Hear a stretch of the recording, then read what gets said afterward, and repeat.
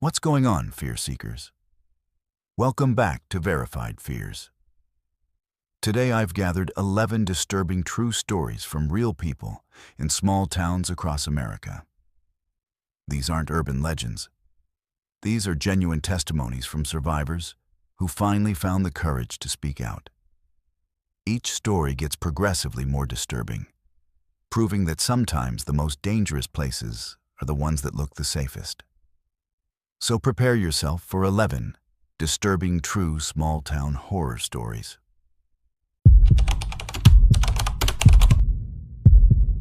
Let's begin. My name is Demi, and I need to tell you about what happened when I moved to Millbrook Valley, Ohio 3 years ago. I was 25 then, working in marketing for a tech company in Columbus, and I was completely burned out from city life. The traffic, the noise, the constant pressure. I was having panic attacks almost daily. When I saw the listing for a small cottage on Maple Street in Millbrook Valley, population 847, I thought I'd found my salvation. The photos showed tree-lined streets, a charming main street with a hardware store and a diner called Mabel's Kitchen, and rolling farmland as far as the eye could see. The rent was incredibly cheap, only $600 a month for a 2-bedroom cottage with a wraparound porch. I signed the lease sight unseen. The first red flag should have been how eager the landlord, Mr. Henderson, was to get me moved in immediately. He waived the security deposit, didn't ask for references, and even offered to help me move my things from Columbus. But I was so desperate to escape the city that I ignored every instinct telling me something wasn't right. The day I arrived in Millbrook Valley, pulling my U-Haul down Main Street, I noticed how people stopped what they were doing to stare. Not the casual curiosity you'd expect in a small town, but intense, almost hungry stares that made my skin crawl. Within hours of parking in my new driveway, the visitors started arriving. First was Mrs. Caldwell from across the street, a woman in her 60s with silver hair and the kind of smile that never quite reached her eyes. She brought a casserole, tuna noodle she called it, and insisted on helping me unpack.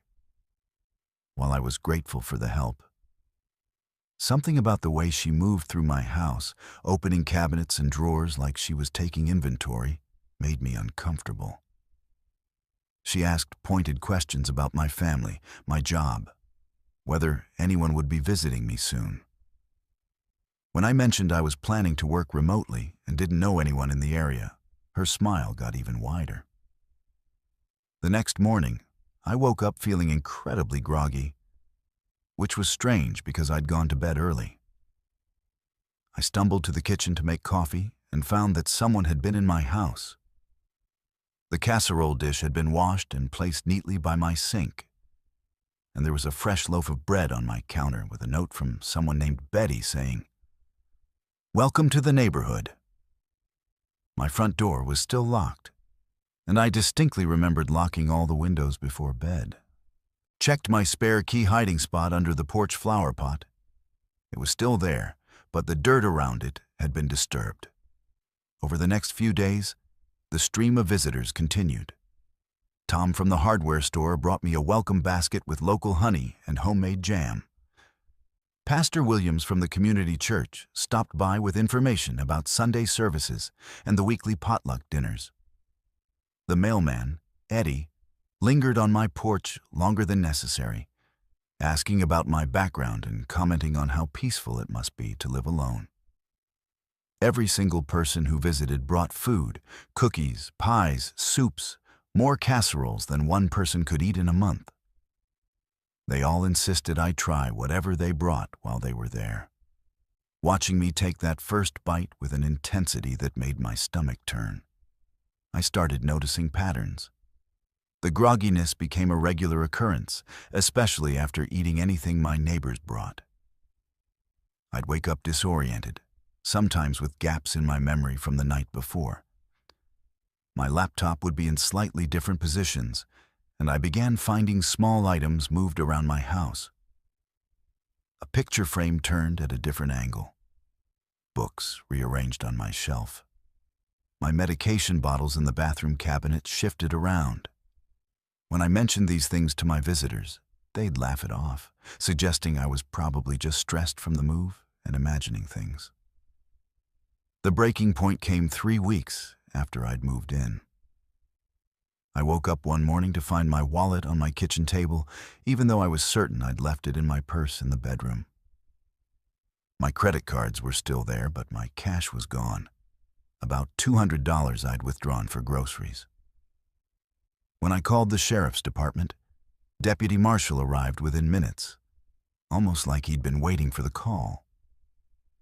He was a large man with cold gray eyes, who took my report with what seemed like practiced disinterest.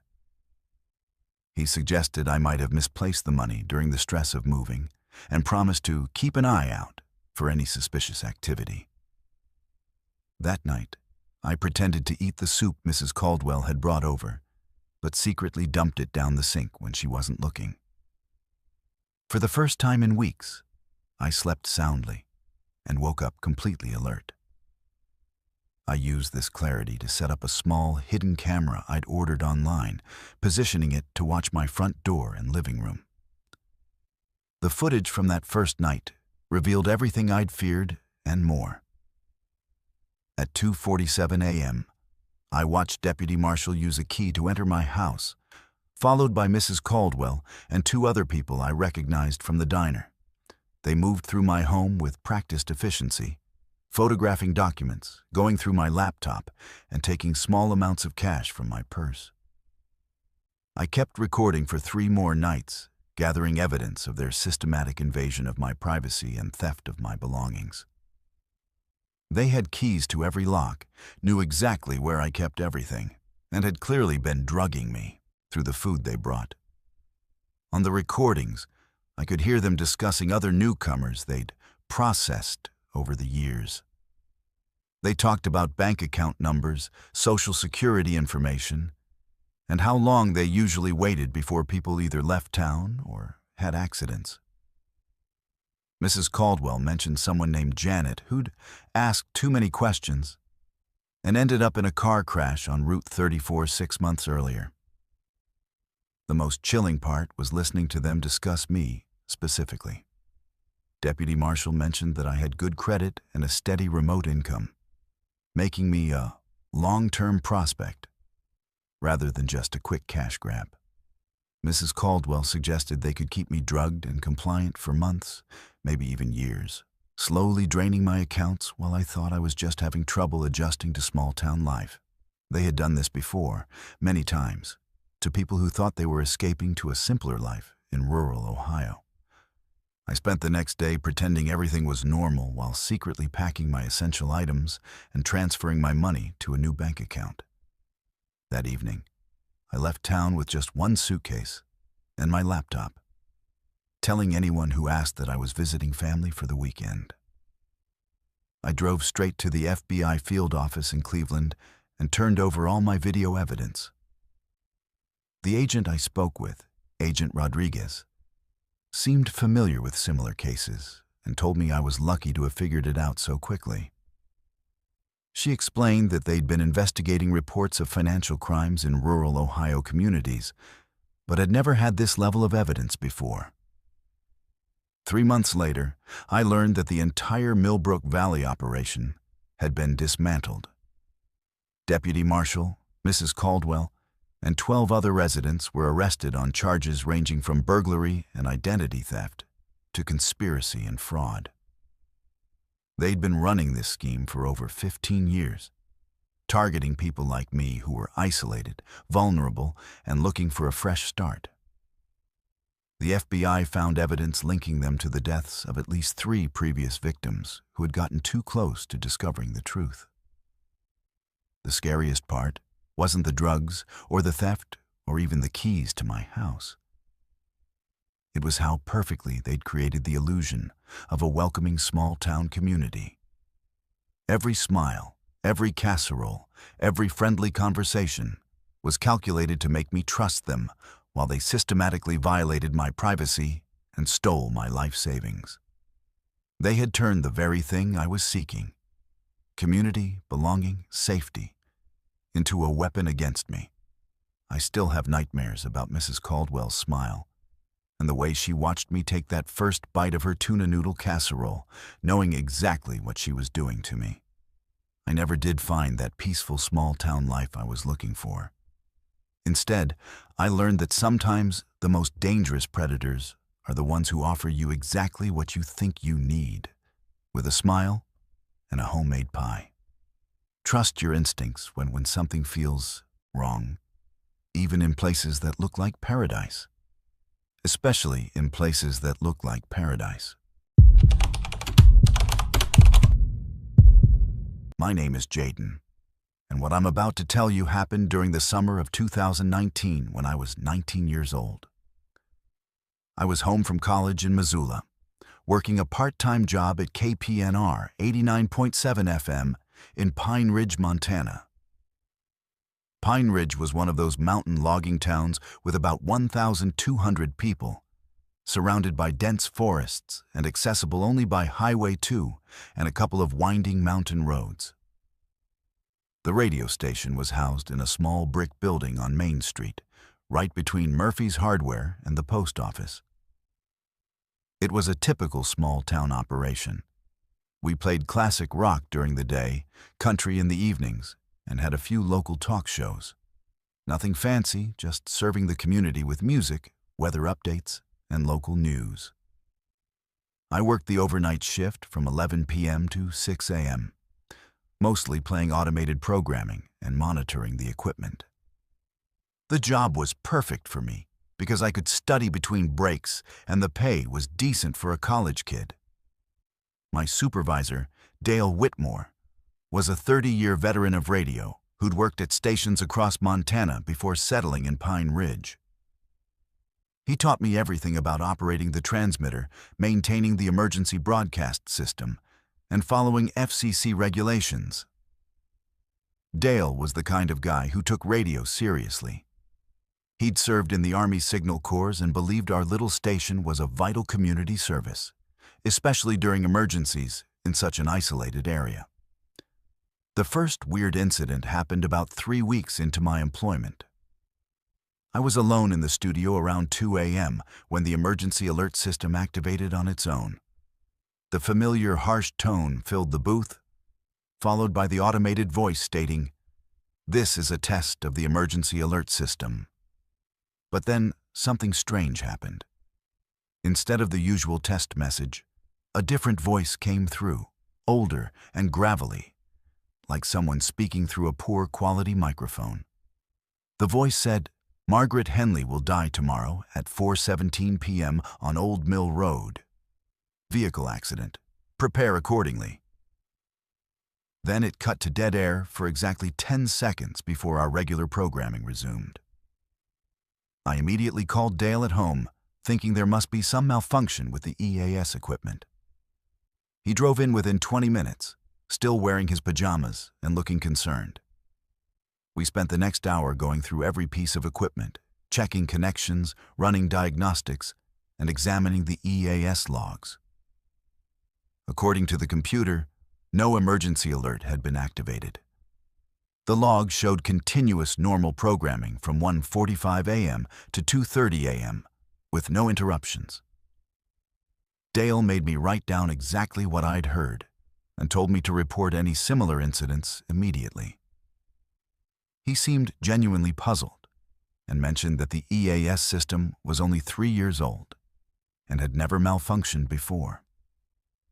The next day, Margaret Henley, a 67-year-old retired teacher, died in a single-vehicle accident on Old Mill Road at 4:17 p.m. Her car had gone off the road and hit a tree. The Yacht Sheriff's report later stated she'd apparently fallen asleep at the wheel. When I heard about it on the local news that evening, I felt sick to my stomach. I called Dale immediately and told him about the connection. He was quiet for a long time before telling me not to mention this to anyone else, and that we'd discuss it when he came in the next morning. Dale arrived early the next day with a grim expression and a stack of old files. He explained that similar incidents had occurred sporadically over the past 15 years at KPNR, but always during the overnight shift and always with different employees. The previous overnight DJ, a guy named Tommy Carson, had reported 3 separate incidents of unauthorized emergency broadcasts that predicted local deaths with disturbing accuracy. Tommy had quit abruptly 2 months before I was hired, and Dale admitted he'd hoped the problem had resolved itself. According to the files, every prediction had come true within 24 to 48 hours, always involving local residents and always describing the exact cause and approximate time of death. We decided to set up additional recording equipment to capture any future incidents. Dale installed a secondary digital recorder that would run continuously during my shifts, separate from the main broadcast equipment. He also gave me a notebook to log every detail of anything unusual, including exact times, weather conditions, and what songs were playing before and after any incidents. We agreed that if we could gather enough evidence, we'd contact the FCC or possibly the FBI, though Dale worried they'd think we were either lying or crazy. The second incident happened 6 days later. At 3:22 a.m., during a commercial break for Peterson's Auto Parts, the same harsh emergency tone interrupted the broadcast. This time the voice was different, younger, clearer, like someone speaking through a newer microphone. It said, "James Kowalski will die Thursday morning at 8:45 a.m. in his barn. Heart attack during morning chores. He will not be found until Friday evening." The message lasted exactly 15 seconds before cutting to our regular programming. I immediately started the backup recorder and documented everything in the notebook Dale had given me. James Kowalski was a local dairy farmer in his 60s who lived about 5 miles outside town. On Thursday morning, he didn't show up at Murphy's Hardware for his usual coffee, which people noticed because James had been coming in every morning for over 20 years. By Friday evening, when he still hadn't been seen, his neighbor went to check on him. They found James dead in his barn, apparently from a heart attack while feeding his cattle. The coroner estimated the time of death at approximately 8:45 a.m. Thursday morning, exactly as the mysterious broadcast had predicted. As word of James's death spread through town, I started noticing people looking at me differently when I walked down Main Street. Pine Ridge was small enough that everyone knew I worked the overnight shift at the radio station. And apparently some people had heard rumors about strange broadcasts. Mrs. Peterson from the auto parts store asked me directly if I'd heard anything unusual on the radio lately. When I tried to play dumb, she mentioned that her husband had been driving home from Kalispell Wednesday night and thought he'd heard something weird on KPNR around 3 a.m., but couldn't quite remember what it was. The third incident was the most disturbing. At 1:47 a.m. on a Tuesday in early August, the emergency tone activated during a Lynyrd Skynyrd song. This time, the voice sounded like a child, maybe 8 or 9 years old, speaking in a sing-song rhythm that made my skin crawl. The message was, "Rebecca Santos will die Saturday afternoon at Miller's Pond. She will drown while swimming with friends. The water is deeper than it looks."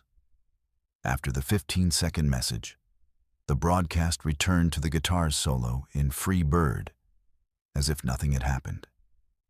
Rebecca Santos was a 16-year-old high school student, daughter of the family that ran Santos Market on Main Street.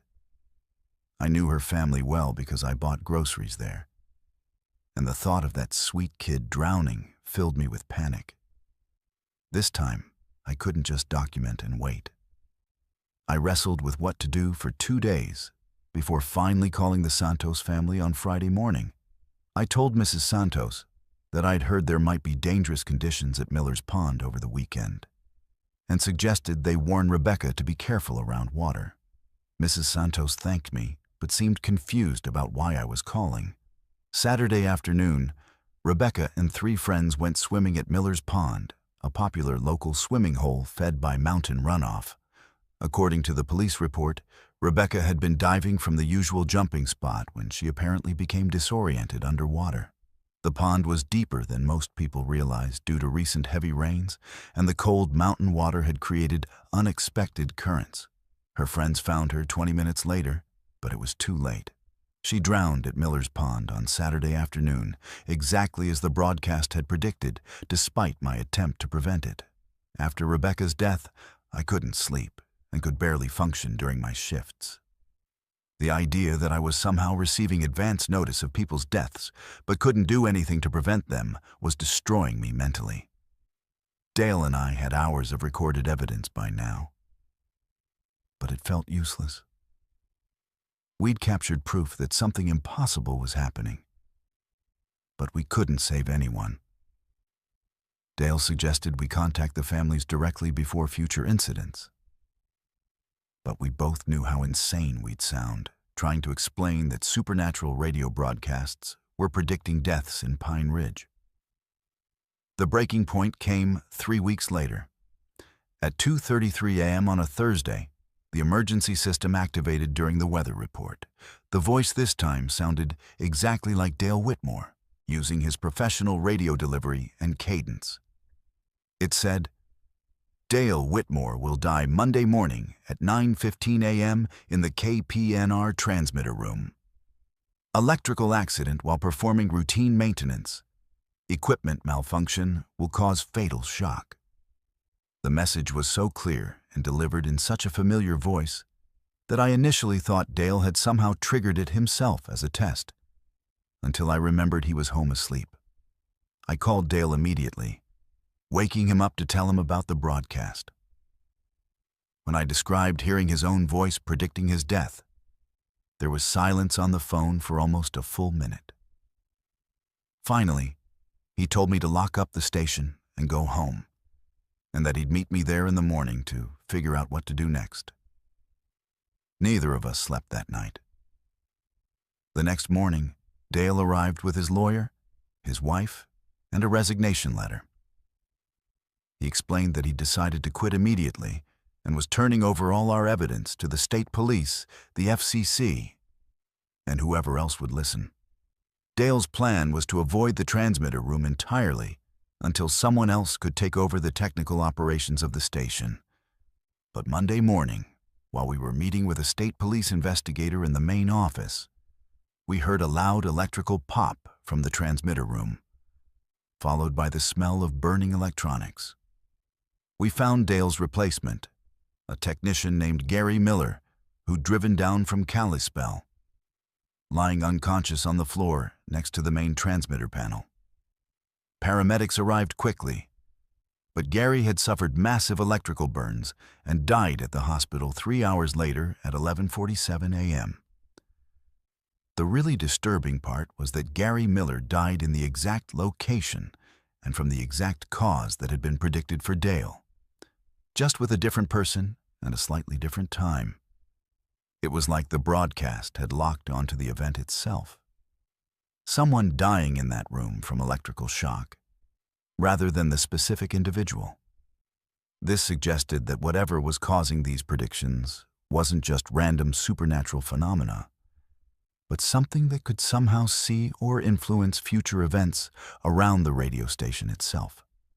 I quit that afternoon and drove straight back to Missoula without even packing my things from the apartment I'd been renting in Pine Ridge. Dale closed KPNR permanently the following week, citing equipment problems and staffing issues. The building now sits empty, and as far as I know, Pine Ridge has been without a local radio station ever since. I never found out if the mysterious broadcasts stopped when the station went off the air, or if they continued on dead frequencies that nobody was monitoring. To this day, I can't listen to emergency alert tests without getting panic attacks. I changed my major from communications to accounting and never worked in radio again. Sometimes I wonder if we should have tried harder to warn people, or if we should have kept the station running to monitor whatever was causing the broadcasts. But mostly, I try not to think about those voices that somehow knew exactly when and how people in Pine Ridge were going to die, and why they chose our little radio station to share their impossible knowledge with the world. My name is Janet, and I need to tell you about something that happened in Clearwater, Arkansas that still haunts me 15 years later. I was 30 years old then, working as a school bus driver for Clearwater County Schools, and I thought I was helping kids get safely to and from school every day. Clearwater was a small rural community near the Ozarks with about 900 people, mostly farming families scattered across the hills and hollers connected by winding gravel roads. I drove Route 7, which covered the most remote areas, places where kids might live 5 or 10 miles from their nearest neighbor. And the school bus was their only reliable connection to the outside world. I'd been driving bus for 3 years when I started noticing irregularities in my student count and attendance records. My route was supposed to serve 47 students from kindergarten through 12th grade. But some days, I'd have kids on my list who never showed up, and other days, I'd have kids whose names I couldn't find on any roster. When I asked the transportation supervisor, Mrs. Bradley, about these discrepancies, she'd always have an explanation. Kids moved away suddenly, or families decided to homeschool, or there were clerical errors in the computer system. She assured me that everything was being handled properly by the main office and that I shouldn't worry about paperwork issues. The first time I really knew something was wrong was in October 2008, when a little girl named Emma Caldwell stopped riding my bus. Emma was 7 years old, lived with her grandmother in a trailer on Possum Creek Road, and had been one of my regular riders since the school year started. She was quiet, always sat in the third seat on the right side, and carried the same faded pink backpack every day. One Tuesday morning, Emma wasn't at her usual stop. When I asked other kids on the bus if they knew where she was, they just shrugged and said they hadn't seen her. I reported her absence to Mrs. Bradley, who told me Emma's grandmother had decided to homeschool her and forgot to notify transportation. But something about that explanation didn't sit right with me. Emma's grandmother, Ruth Caldwell, was in her 70s and could barely read, according to what Emma had mentioned during our conversations. The idea that Ruth would suddenly decide to homeschool a 7-year-old seemed impossible. I decided to drive by their trailer that weekend to check on them, using the excuse that Emma had left something on the bus. When I got to Possum Creek Road, the trailer was empty. No cars, no furniture visible through the windows, no signs that anyone had lived there recently. The neighbor, an old man named Henry Tucker, told me the Caldwells had moved away, sudden-like, in the middle of the night, about a week earlier. But he didn't know where they'd gone. Over the next few months, similar disappearances happened with increasing frequency. Kids would stop riding the bus with various explanations from the office. Families moving, switching to homeschooling, or transferring to private schools. But when I tried to follow up or say goodbye to kids I'd grown fond of, I'd find empty houses, disconnected phone numbers, or neighbors who said the families had left without warning. By Christmas, I'd lost 8 regular riders under circumstances that made no sense. These were poor rural families who'd lived in the area for generations. Not the type of people who could afford to pick up and move on a whim, and certainly not the type who could afford private school tuition. The breaking point came in February 2009 with a boy named Tyler Morrison. Tyler was 14, lived with his single mother in a rundown house on Highway 412, and was one of the few kids who talked to me regularly. He was a good kid despite his rough circumstances. His mother worked 2 jobs and was rarely home, so Tyler took care of himself and helped watch younger kids in the neighborhood. One morning, Tyler got on the bus with a black eye and bruises on his neck. When I asked if he was okay, he said he'd gotten into a fight. but he seemed scared rather than angry. That afternoon, Tyler wasn't at his stop for the ride home. I called the school immediately and was transferred to the principal, Mr. Davidson. He told me Tyler had been suspended for fighting and would be out for the rest of the week.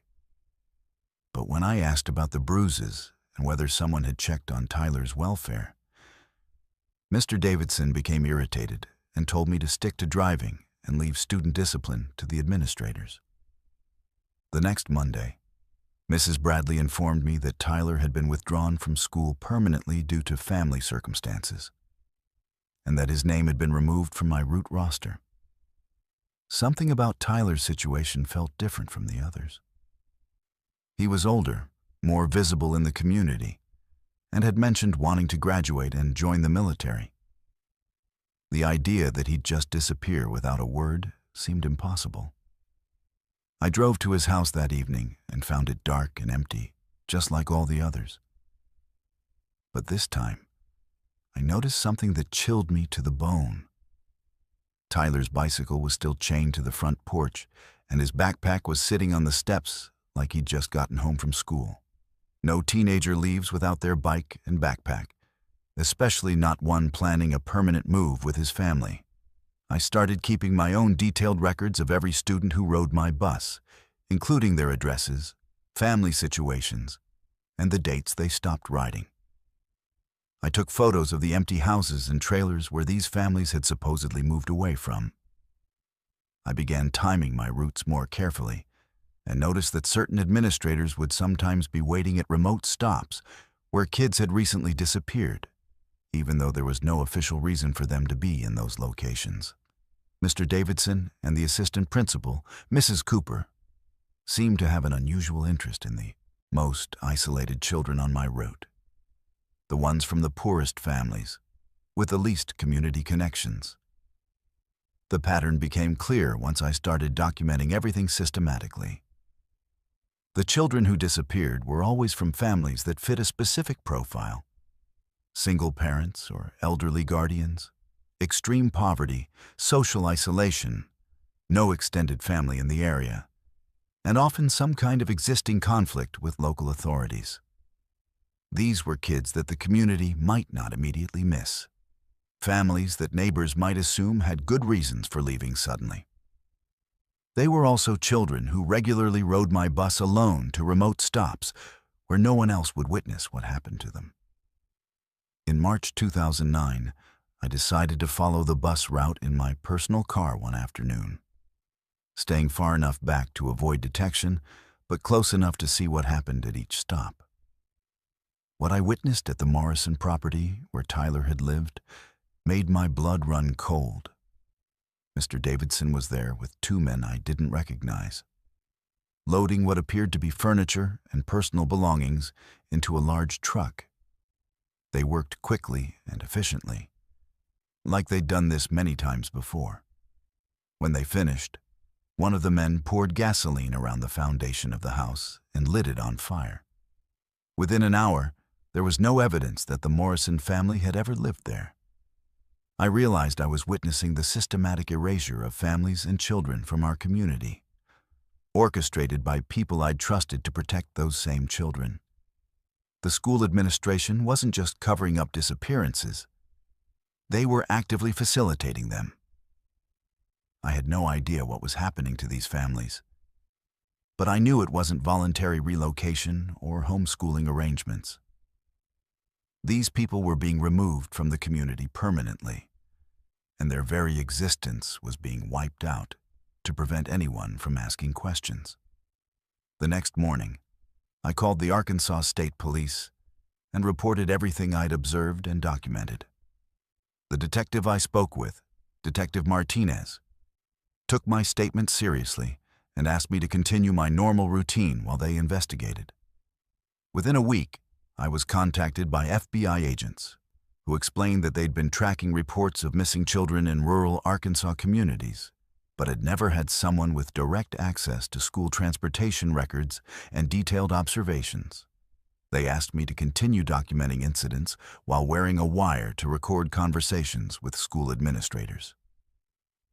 The investigation that followed revealed a trafficking network that had been operating in rural Arkansas for over a decade.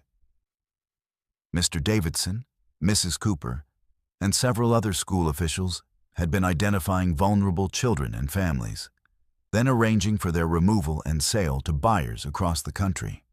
They used their positions in the school system to identify targets, manipulate records to explain absences, and coordinate with local law enforcement to ensure no investigations occurred.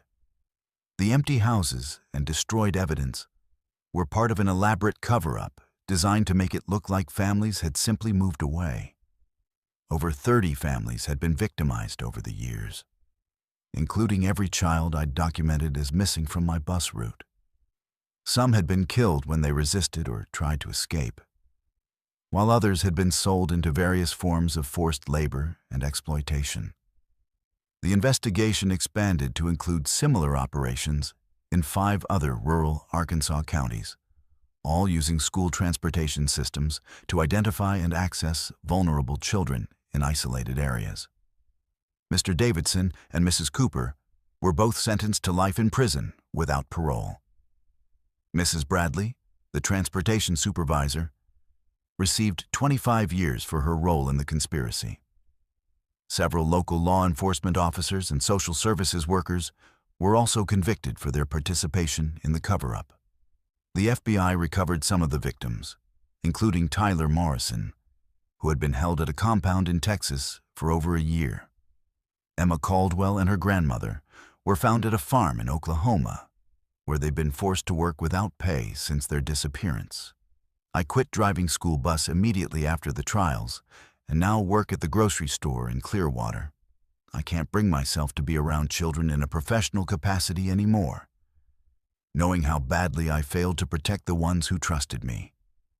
Every time I see a school bus, I think about all those empty seats and wonder how many other communities have people in positions of authority who are supposed to protect children, but are actually predators.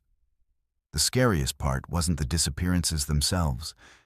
It was how easily the system allowed it to happen, and how many adults in positions of trust were either participating or choosing to look the other way. Those children depended on all of us, and we let them down in the worst possible way. My name is Amir, and I need to tell you about what I witnessed during my time working night security at St. Catherine's Medical Center in St. Catherine's Falls, New Mexico. This was back in 2017 when I was 34 years old, recently divorced, and desperate for steady work with decent benefits. St. Catherine's Falls was a desert town of about 3,000 people, built around the military base and the regional medical center that served patients from across southeastern New Mexico. The hospital was modern, well-funded, and had a reputation for excellent care, which is why I thought I'd landed a good job when they hired me for the 11 p.m. to 7 a.m. security shift. St. Catherine's Medical Center was a sprawling complex with 4 main wings connected by underground tunnels and sky bridges. My job was straightforward, according to the orientation materials. Patrol the premises every 2 hours, monitor the security cameras, check access points, and maintain logs of any incidents or unusual activities.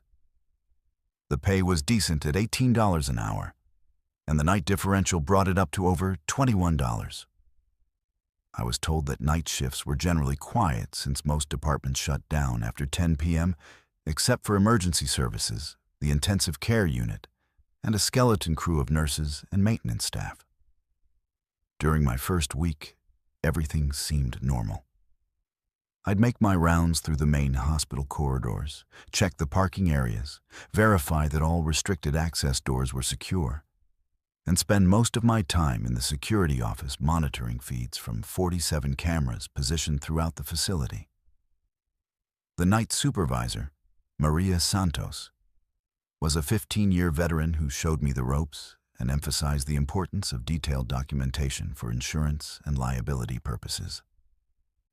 She explained that the night shift security guard was often the only witness to incidents, so accurate records were crucial.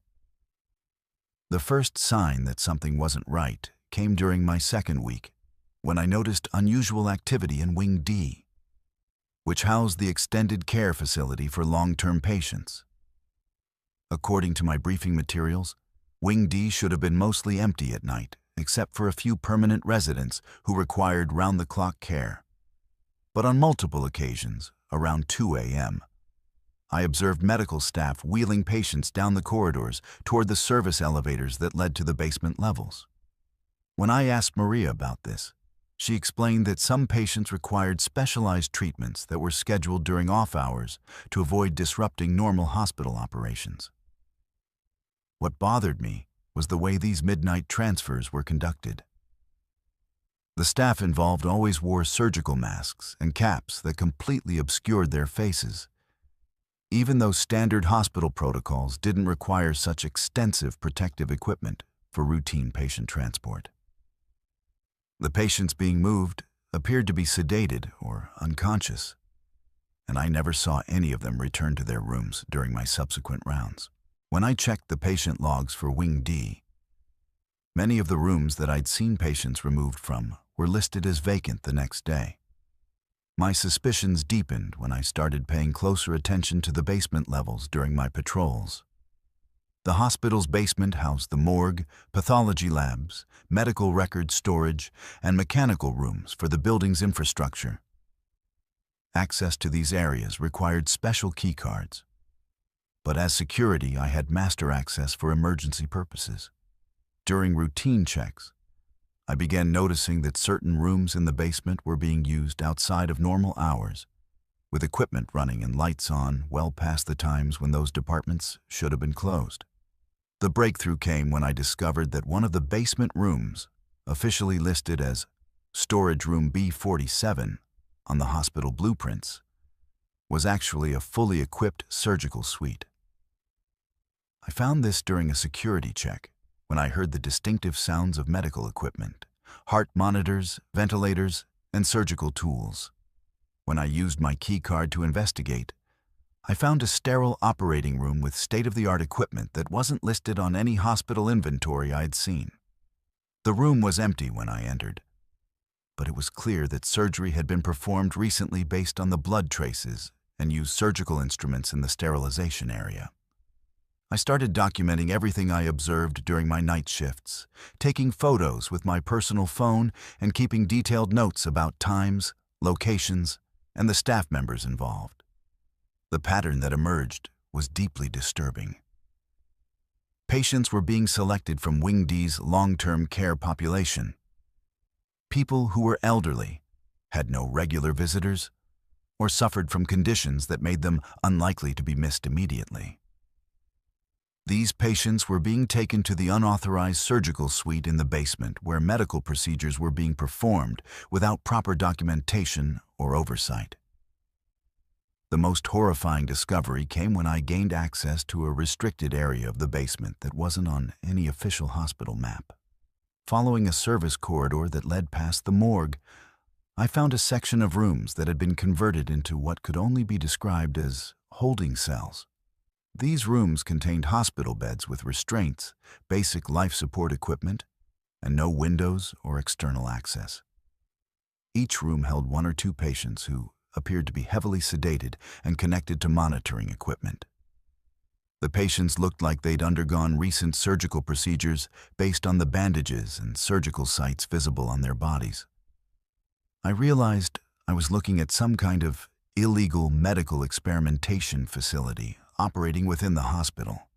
The patients being held appeared to be test subjects for unauthorized procedures, likely organ harvesting or experimental treatments that would never be approved through legitimate medical channels.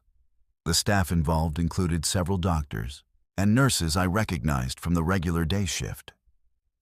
But they were operating completely outside the hospital's official protocols and without any regulatory oversight. The scope of the operation became clear when I discovered the record-keeping system they used. Hidden in a maintenance room, I found filing cabinets containing detailed medical records for hundreds of patients who had been subjected to various experimental procedures over the past several years. The records showed systematic organ removal, testing of experimental drugs, and surgical procedures that were designed to study the effects of various medical interventions on human subjects. Many of the files ended with death certificates that listed causes of death as natural complications from existing medical conditions. What made this operation particularly sinister was how it exploited the hospital's legitimate medical infrastructure and reputation. St. Catherine's Medical Center was respected throughout the region, and families trusted their loved ones to receive proper care there. The long-term care patients in Wing D were perfect victims because they were already isolated from their families, had complex medical conditions that could explain deterioration or death, and were dependent on the hospital staff for all their basic needs. The experimental procedures were being disguised as routine medical care, and deaths were being attributed to the progression of existing illnesses. I also discovered that this operation had connections beyond the hospital itself. The records indicated that some of the harvested organs were being sold to medical facilities in other states, while experimental data was being provided to pharmaceutical companies and medical research organizations. The money generated from these illegal activities was being used to fund the unauthorized facility and provide substantial payments to the staff members involved in the conspiracy. The breaking point came when I witnessed them preparing to operate on a patient I recognized, an elderly man named George Ramirez, who had been admitted to Wing D for recovery after a stroke. George's daughter visited him regularly, and I knew she was planning to transfer him to a facility closer to her home in Albuquerque. That night, I watched as they wheeled George to the basement surgical suite, and I knew I had to act immediately to prevent them from making him their next victim. I called the FBI from my car in the hospital parking lot and reported everything I discovered and documented over the past 2 months. The agent I spoke with, Agent Thompson, initially seemed skeptical until I described the specific details of the unauthorized surgical suite in the patient holding area. She arranged for me to meet with a task force that had been investigating reports of medical fraud and illegal organ trafficking in the Southwest. My evidence provided the breakthrough they needed to obtain search warrants and launch a full investigation. The raid on St. Catherine's Medical Center happened 3 days later during the early morning hours when the illegal operations were typically in progress. Federal agents arrested 14 hospital staff members, including 2 doctors, 6 nurses, and several administrators who had been facilitating the conspiracy.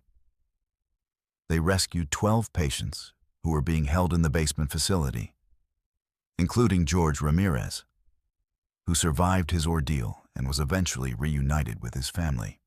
The investigation revealed that this illegal medical experimentation network had been operating for over 8 years and had victimized more than 300 patients during that time.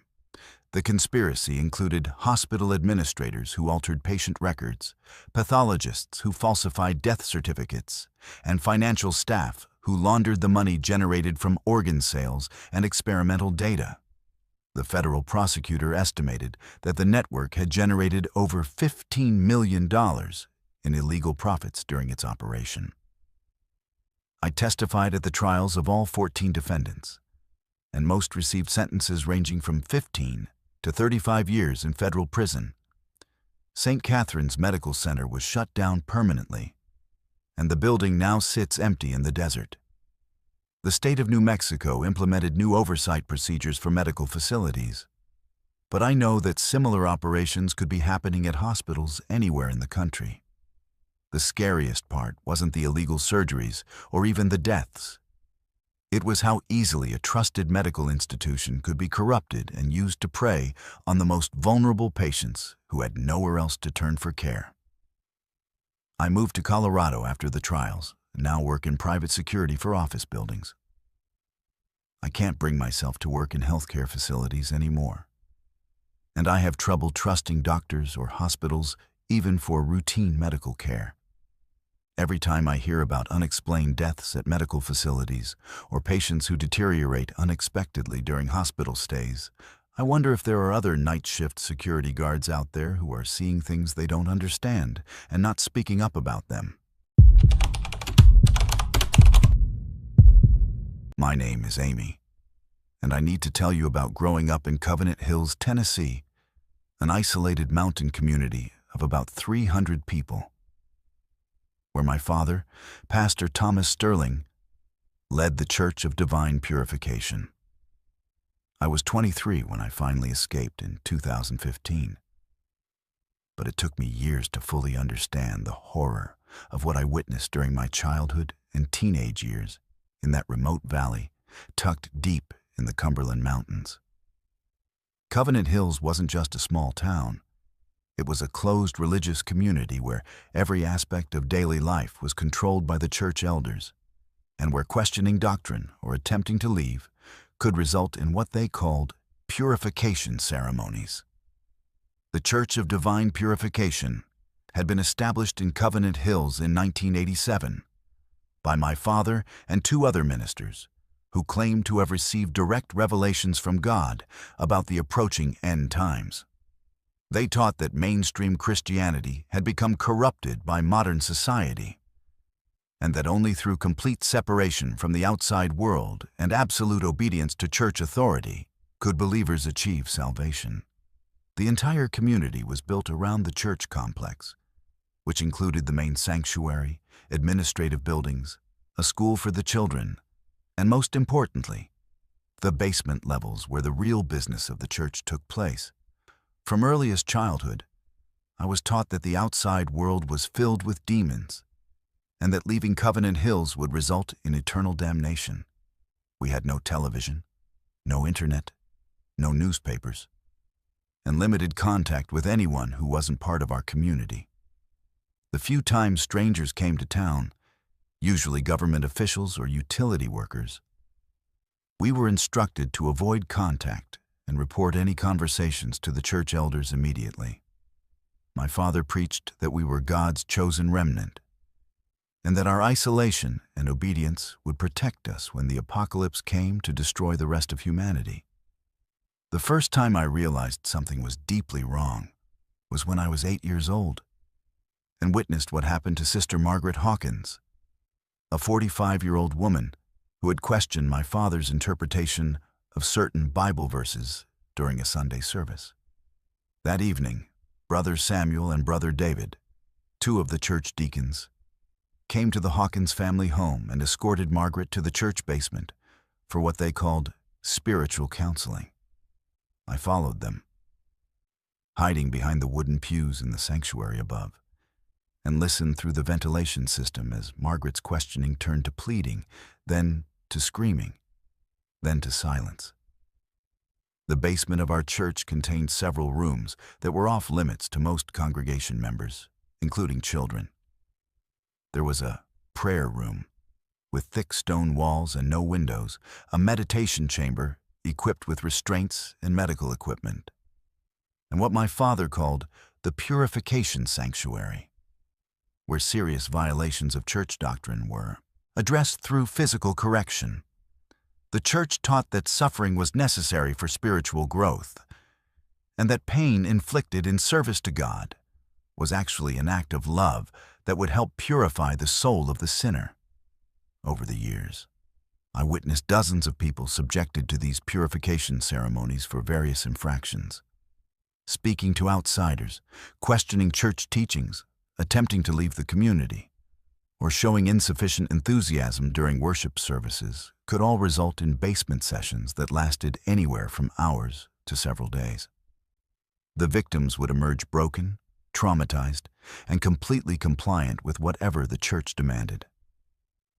Those who didn't emerge at all were said to have been called home to glory and were buried in the church cemetery with sermons about their peaceful transition to heaven.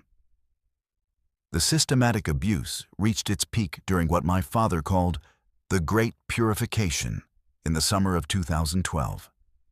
He had received what he claimed was a divine revelation that certain members of the congregation were harboring demonic influences that threatened the entire community.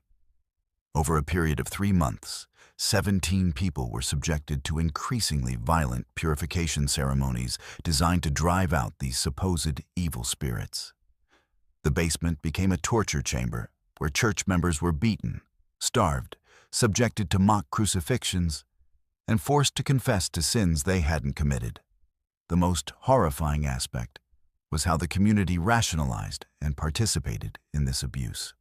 Church members were required to take turns assisting with the purification ceremonies, which meant that parents helped torture other people's children. Neighbors participated in the abuse of their friends, and everyone became complicit in the systematic brutalization of anyone who showed the slightest sign of independent thinking.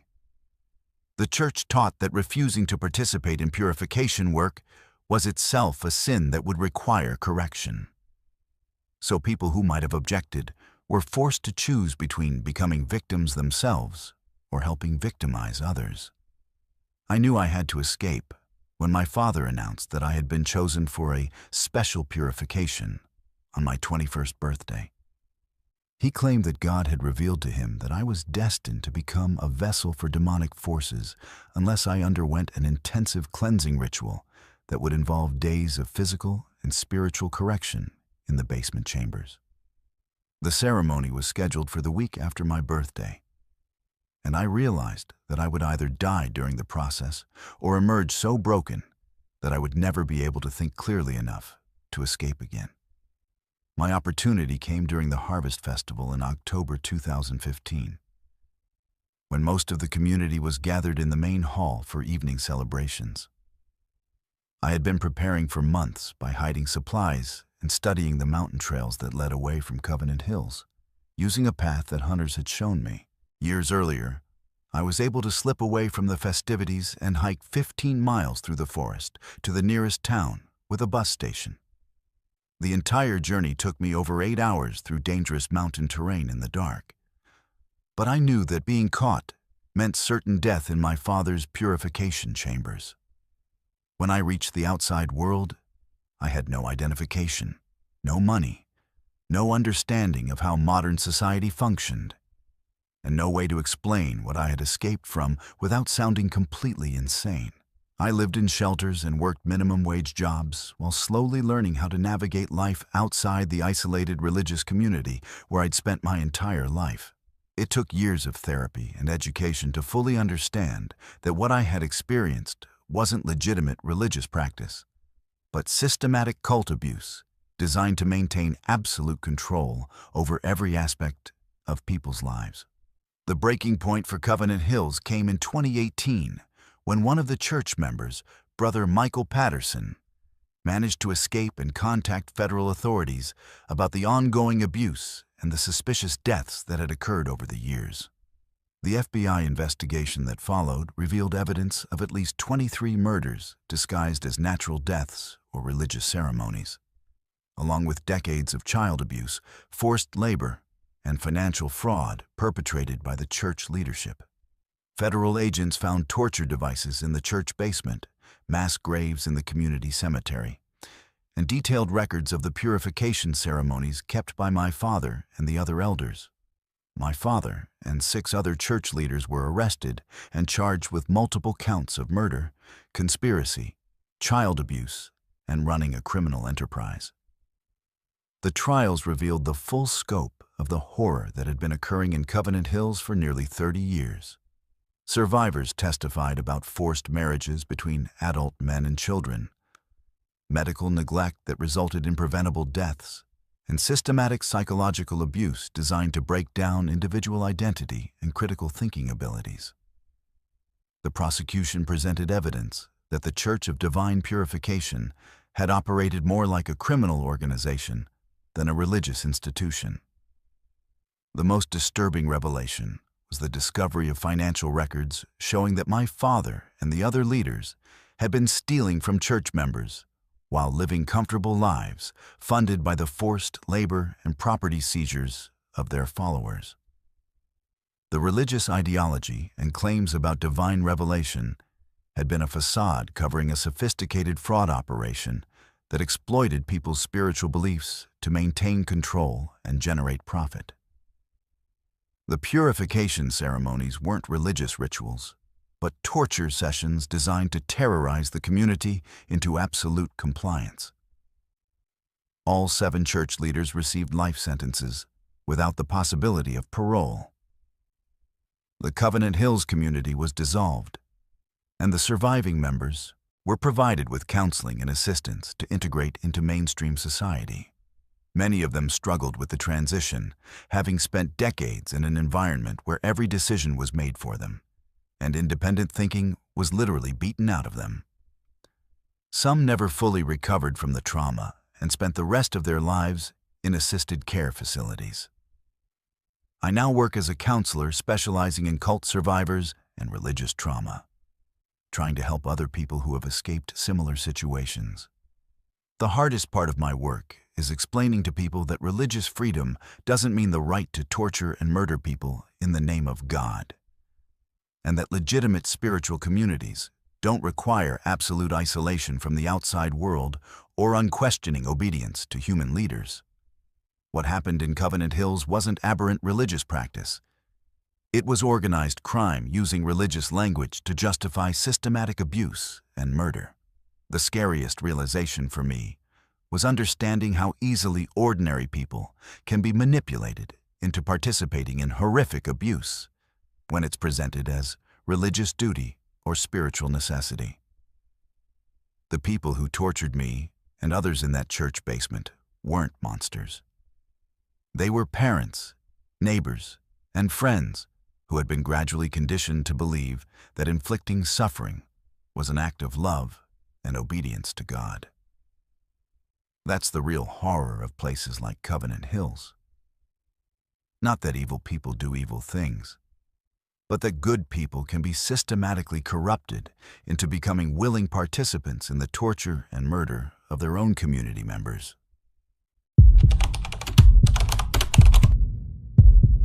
My name is Stephen, and I need to tell you about what happened at Riverside Mills Paper Company in Riverside Mills, Wisconsin, during my time as a night shift supervisor from 2014 to 2017. Riverside Mills was a company town of about 800 people on the shores of Lake Superior, built entirely around the paper mill that had been operating since 1923.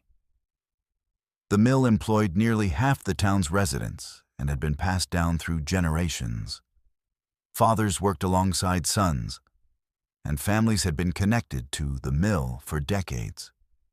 I was 49 years old when I started there, a 25-year veteran of paper mill operations who had worked at facilities across Wisconsin and Minnesota before taking the supervisor position on the night shift from 11 p.m. to 7 a.m. The Riverside Mills facility was typical of the older paper mills that dotted Wisconsin's industrial landscape. Massive machinery housed in brick buildings that stretched along the shoreline, with steam rising constantly from the pulp digesters and the rhythmic pounding of the paper machines, creating a soundtrack that never stopped. We manufactured newsprint and lightweight printing paper, using a process that hadn't changed much since the 1950s. The night shift crew consisted of 12 workers operating the paper machines, pulp preparation equipment, and the finishing department where the massive paper rolls were cut and prepared for shipping. My job as night supervisor involved overseeing production quotas, ensuring safety compliance, and coordinating maintenance schedules with the day shift management. The work was dangerous. Paper mills are filled with heavy machinery, caustic chemicals, high-pressure steam systems, and equipment that can kill you in seconds if you're not paying attention. We had strict OSHA protocols for everything from lockout-tagout procedures to confined space entry. And I took safety seriously because I'd seen too many mill accidents during my career. What I didn't expect was that some of the most dangerous situations we faced wouldn't be from the machinery itself. The first incident that made me question what was happening at Riverside Mills occurred in January 2015. About 6 months after I'd started working there. Tommy Kowalski, a 34-year-old machine tender with 8 years of experience, was found dead in the basement level near the old No. 3 paper machine that had been shut down for maintenance. The official cause of death was listed as accidental electrocution from a faulty control panel. But several things about Tommy's death didn't make sense to me. First, that particular machine had been completely powered down and locked out for 3 days, with all electrical connections verified as de-energized. Second, Tommy had no reason to be in that area of the basement during his shift. His assigned duties were on the main floor with the active equipment. What bothered me most was Tommy's condition when we found him. He appeared to have been trying to warn someone about something. His hand was outstretched toward the stairwell leading to the main floor, and there were scratch marks on his arms like he'd been clawing at something or trying to escape from someone. The company's accident investigation team, led by Corporate Safety Director Margaret Webb, concluded that Tommy had violated safety protocols by entering the lockout area alone and had somehow contacted live electrical equipment despite the shutdown procedures. The investigation was closed within a week, and Tommy's family received a standard workers' compensation settlement along with instructions not to discuss the incident publicly. 2 months later, we lost another worker under similarly suspicious circumstances. Rita Sanderson, a 42-year-old quality control technician, was found dead in the chemical storage area during her morning rounds. The official report stated that she had been overcome by chlorine dioxide fumes from a leaking storage tank. But I knew Rita had 15 years of experience working with mill chemicals and always followed proper respiratory protection procedures. When I examined the area after the incident, I noticed that Rita's gas monitor, a device that should have alerted her to dangerous chemical concentrations, was missing from her body. These monitors were expensive pieces of safety equipment that workers were required to wear at all times in chemical areas, and it seemed impossible that Rita would have removed hers voluntarily. The pattern continued throughout 2015 and into 2016. Workers died in what were officially classified as preventable accidents caused by safety violations or equipment failures. But each incident involved experienced employees who knew better than to take the risks that supposedly killed them. Jake Morrison was crushed by a paper roll that accidentally fell from a crane, even though the crane operator swore he hadn't been operating the equipment at the time. Maria Santos was found dead in a steam tunnel with burns consistent with high-pressure steam exposure, despite the fact that the steam systems in that area had been shut down for scheduled maintenance. Every investigation followed the same pattern: quick conclusions, family settlements with non-disclosure agreements, and corporate emphasis on preventing similar accidents through additional safety training. I started documenting everything I observed about these deaths, including photographs of the accident scenes, copies of maintenance records, and detailed notes about the circumstances surrounding each incident.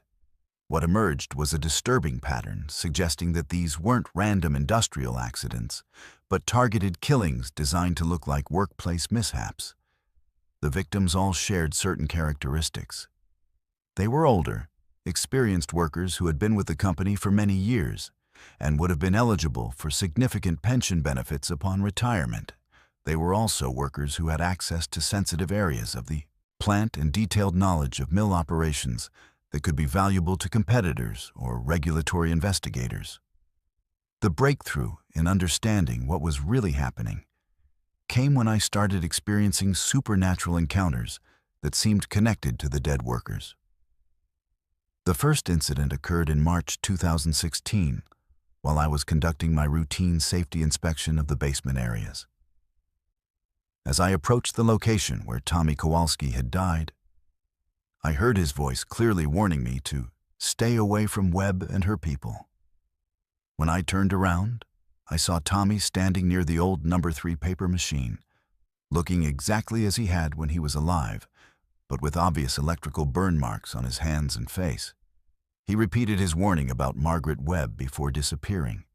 Over the following months, I encountered the spirits of other workers who had died at the mill. Rita Sanderson appeared to me in the chemical storage area, showing me a hidden camera that had been installed to monitor workers in that section. Jake Morrison's ghost led me to evidence that the crane accident had been caused by someone remotely operating the equipment from a control panel in the maintenance office. Maria Santos showed me documentation proving that the steam systems had been deliberately reactivated to kill her while she was conducting her rounds. Each encounter provided information about how these workers had been murdered and who was responsible for covering up the crimes. The supernatural encounters weren't limited to me. Other night shift workers started reporting similar experiences, and it became clear that the spirits of our dead colleagues were trying to communicate information about their murders. The ghost of Tommy Kowalski appeared to multiple workers, always delivering the same warning about not trusting Margaret Webb and the corporate safety team. Rita Sanderson's spirit showed several people the hidden surveillance equipment that had been installed throughout the mill without worker knowledge. The pattern suggested that these ghosts were actively working to expose the conspiracy that had led to their deaths. The most disturbing revelation came when I realized the scope of what was happening. Using information provided by the spirits and my own investigation, I discovered that Riverside Mills was being systematically stripped of its most valuable assets before being sold to a Chinese manufacturing conglomerate. The experienced workers who were being killed possessed institutional knowledge about mill operations, maintenance procedures, and production secrets that would be worth millions of dollars to competitors. By eliminating these workers and making their deaths look accidental, the corporate management could transfer this knowledge to the new owners while avoiding pension obligations and potential whistleblower problems. Margaret Webb wasn't just a safety director. She was coordinating a sophisticated murder operation designed to facilitate the sale of the mill while eliminating witnesses who could expose safety violations, environmental crimes, and financial fraud that had occurred over many years. The workers' compensation settlements and non-disclosure agreements were part of a cover-up designed to prevent families from asking questions or conducting independent investigations.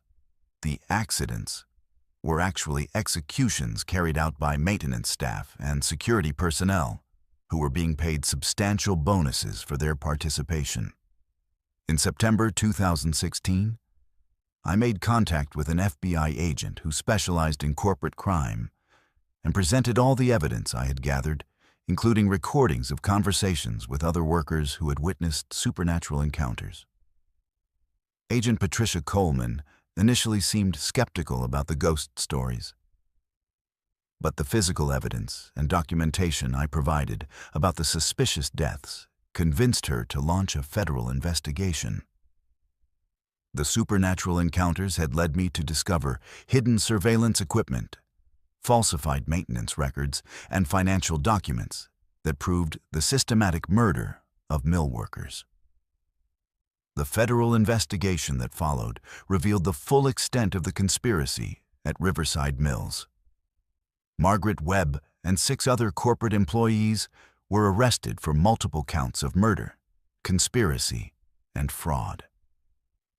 The investigation also uncovered evidence of environmental crimes, tax evasion, and worker safety violations that had been covered up for years.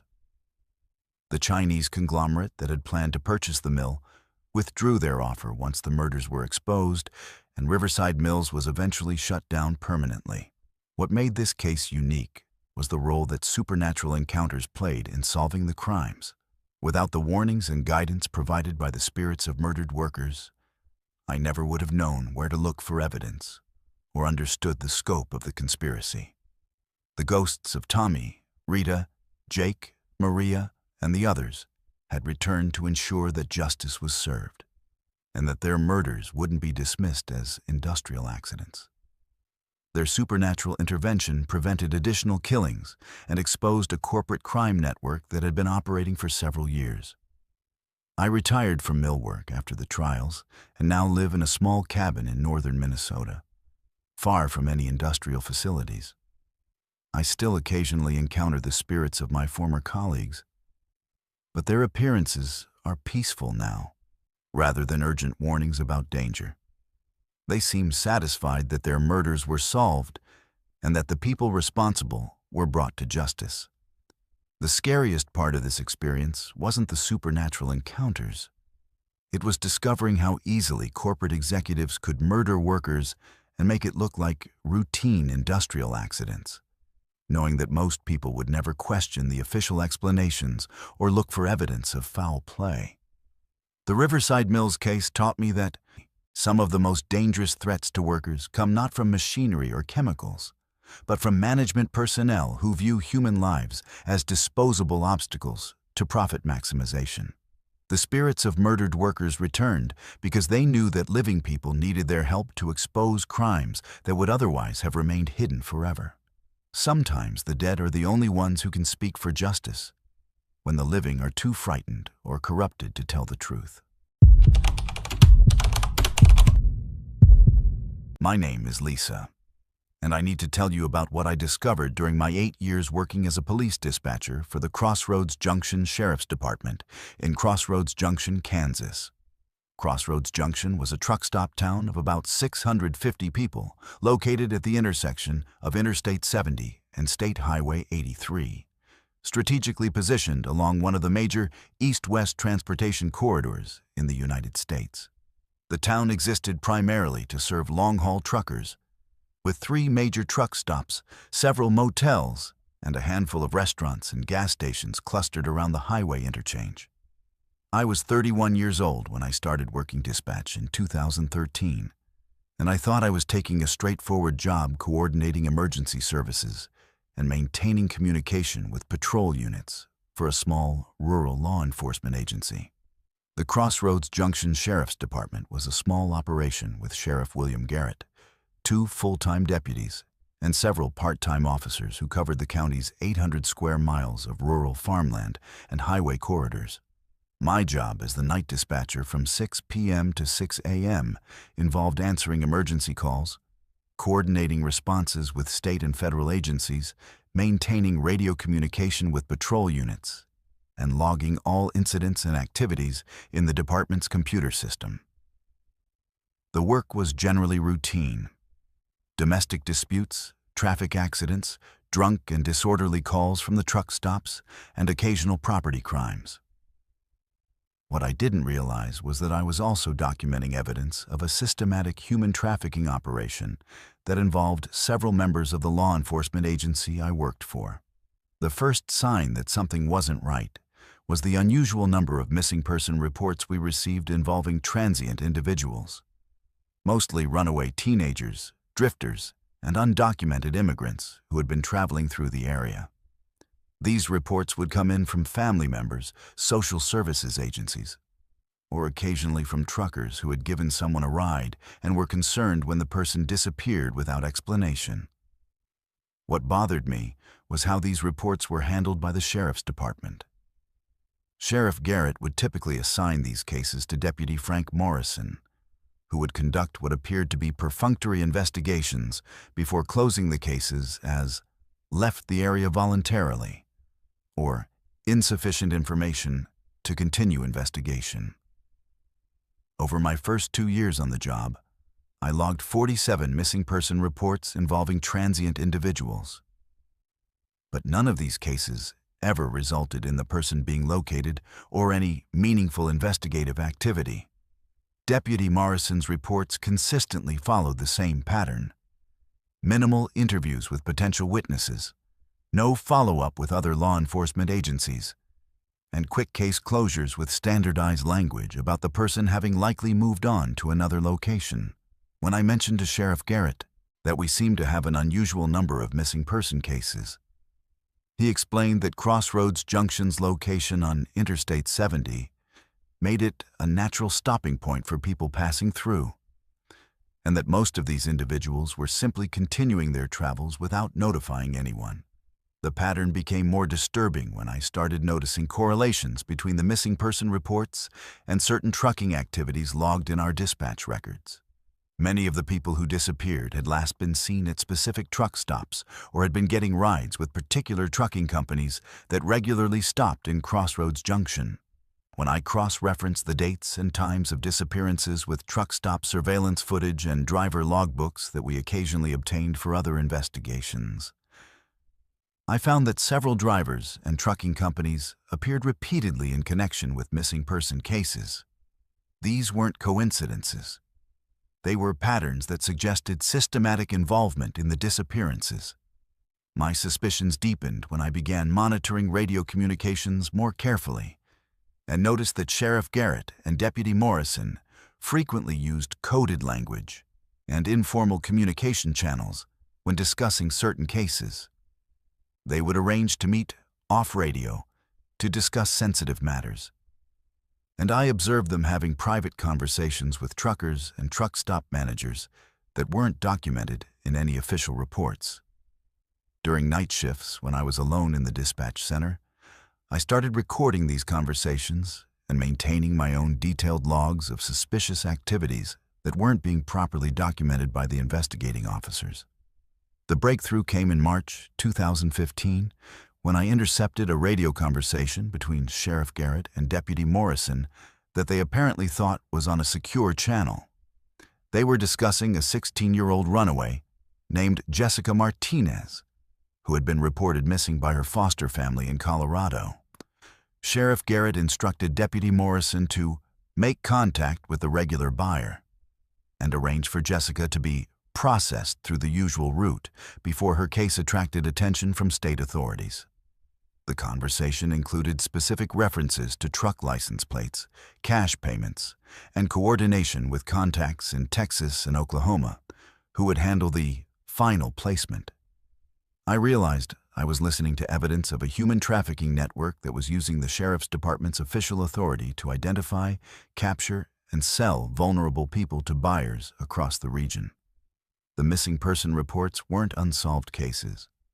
They were business transactions where law enforcement officers were actively participating in the kidnapping and sale of human beings. The truck stops, motels, and highway access that made Crossroads Junction attractive to legitimate travelers also made it perfect for trafficking operations that could move victims quickly, across state lines and beyond the reach of local investigations. Over the following months, I systematically documented every aspect of the trafficking operation I could observe from my position in the dispatch center.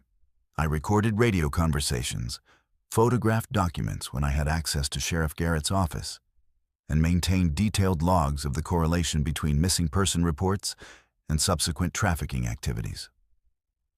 The operation was sophisticated and had been running for years. With established procedures for identifying targets, coordinating with truckers who served as transporters, and laundering the money generated through the sale of victims to buyers in other states. The most horrifying aspect was understanding how the Sheriff's Department's legitimate law enforcement functions were being perverted to facilitate these crimes.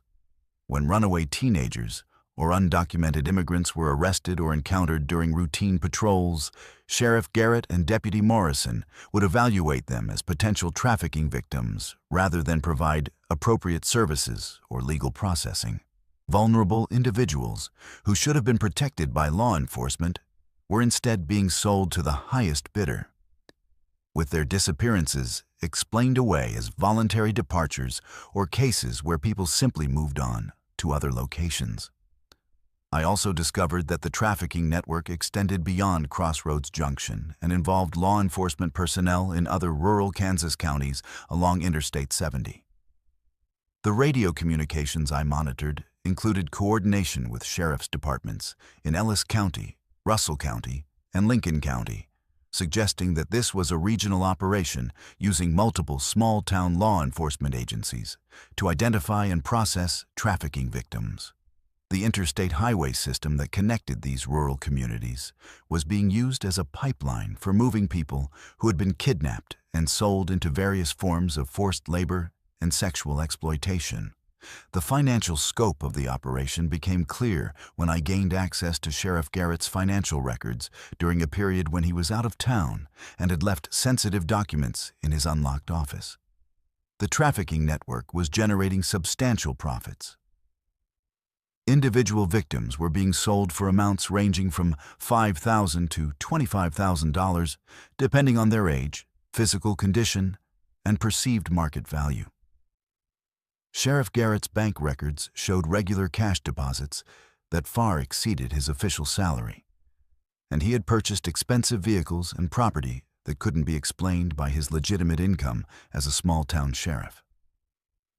In August 2015, I made contact with an FBI agent specializing in human trafficking and public corruption. Agent Sarah Thompson initially seemed skeptical about my allegations against local law enforcement. But the recorded conversations and documented evidence I provided convinced her to launch a federal investigation. The FBI's involvement required extreme caution because Sheriff Garrett had contacts throughout Kansas law enforcement who could have warned him about the investigation. I continued working my normal dispatch duties while wearing recording equipment and gathering additional evidence under FBI supervision. The federal investigation revealed that the Crossroads Junction trafficking network had been operating for over 7 years and had victimized more than 200 people during that time. Sheriff Garrett, Deputy Morrison, and 4 other law enforcement officers from surrounding counties were arrested on federal charges, including conspiracy, kidnapping, human trafficking, and civil rights violations. The investigation also uncovered corruption involving truck stop owners, motel managers, and trucking company dispatchers who had been paid to identify potential victims and facilitate their transportation to buyers in other states. The trials that followed exposed the full scope of the trafficking operation and its use of law enforcement authority to prey on the most vulnerable members of society. Survivors testified about being arrested on minor charges and then sold to traffickers instead of being processed through the normal legal system. Families of missing persons learned that their loved ones had been kidnapped and sold by the very law enforcement officers they had trusted to investigate the disappearances. The case became a landmark prosecution for human trafficking involving public corruption and resulted in life sentences for Sheriff Garrett and Deputy Morrison. What made this case particularly devastating was how the trafficking network had exploited public trust in law enforcement to facilitate their crimes. People who encountered Sheriff Garrett and his deputies believed they were dealing with legitimate peace officers who would protect them from harm. Instead, they were meeting predators who were evaluating them as potential merchandise for a criminal enterprise that generated millions of dollars in illegal profits.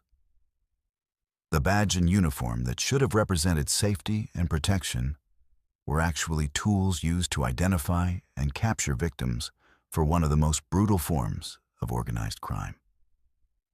I left Kansas immediately after the trials and now work in online customer service from my home in a different state.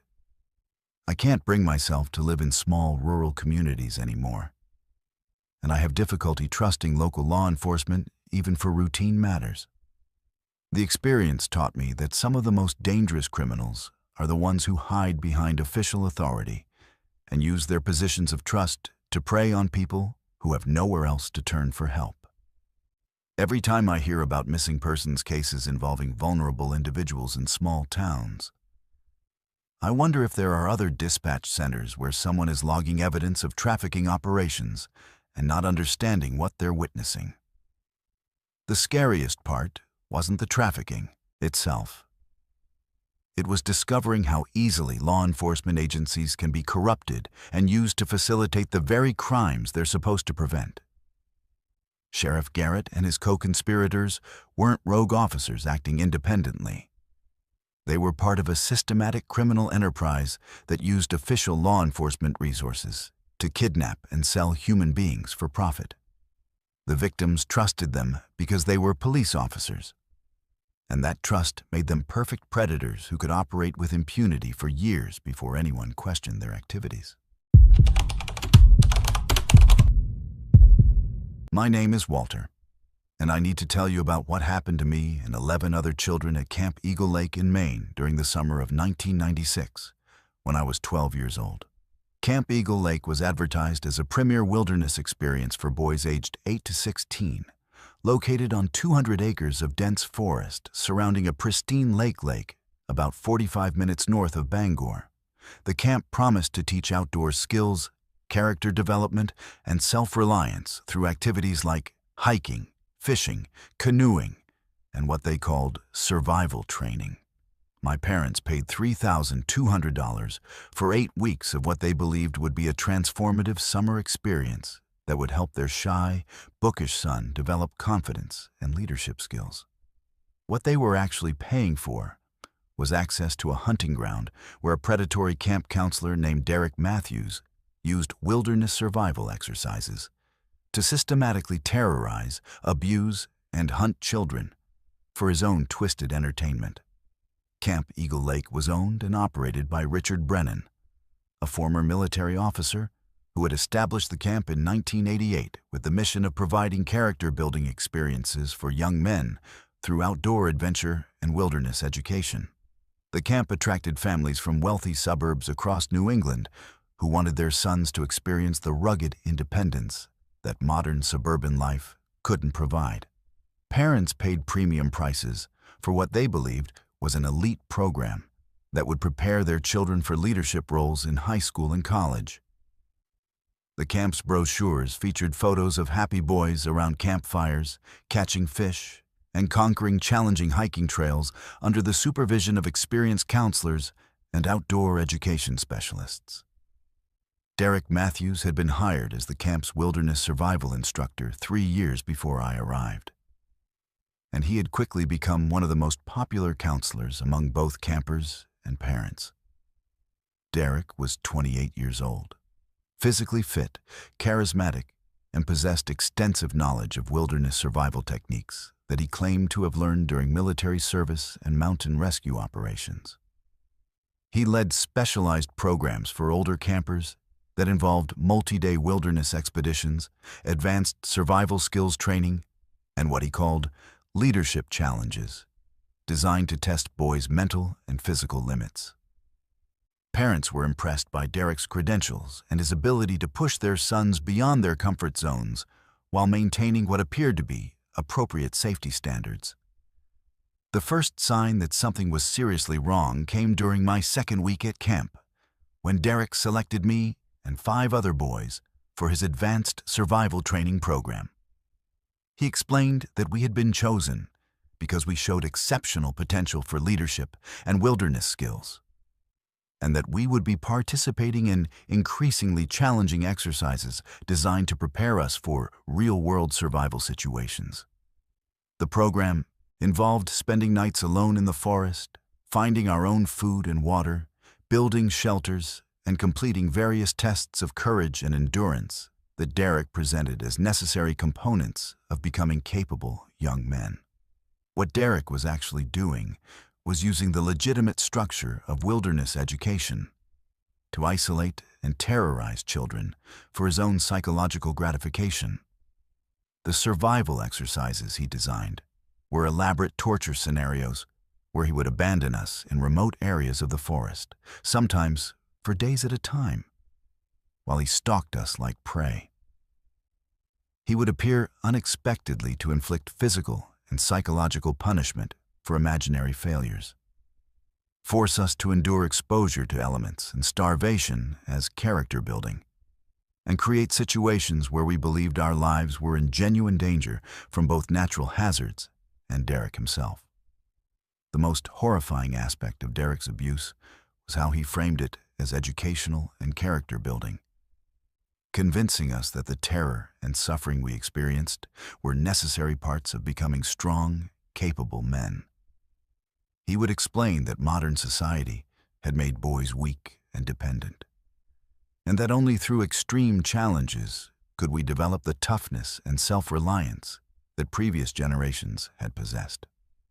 When we begged to return to the main camp or tried to refuse participation in his exercises, Derek would shame us as weak and cowardly, threatening to inform our parents and the camp administrators that we had failed the program due to lack of character and courage.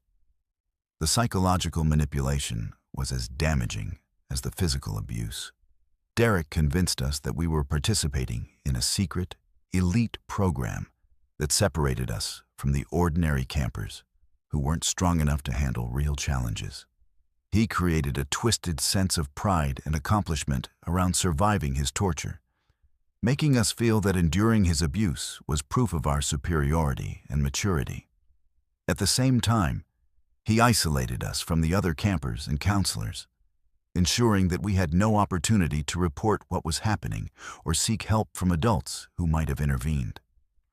The survival training escalated throughout the summer as Derek became more confident that we wouldn't report him and that the camp administration wouldn't discover his activities.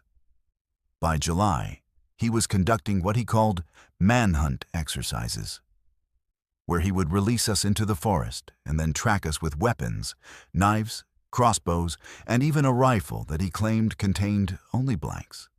The goal, according to Derek, was to teach us evasion and escape skills that could save our lives in real emergencies.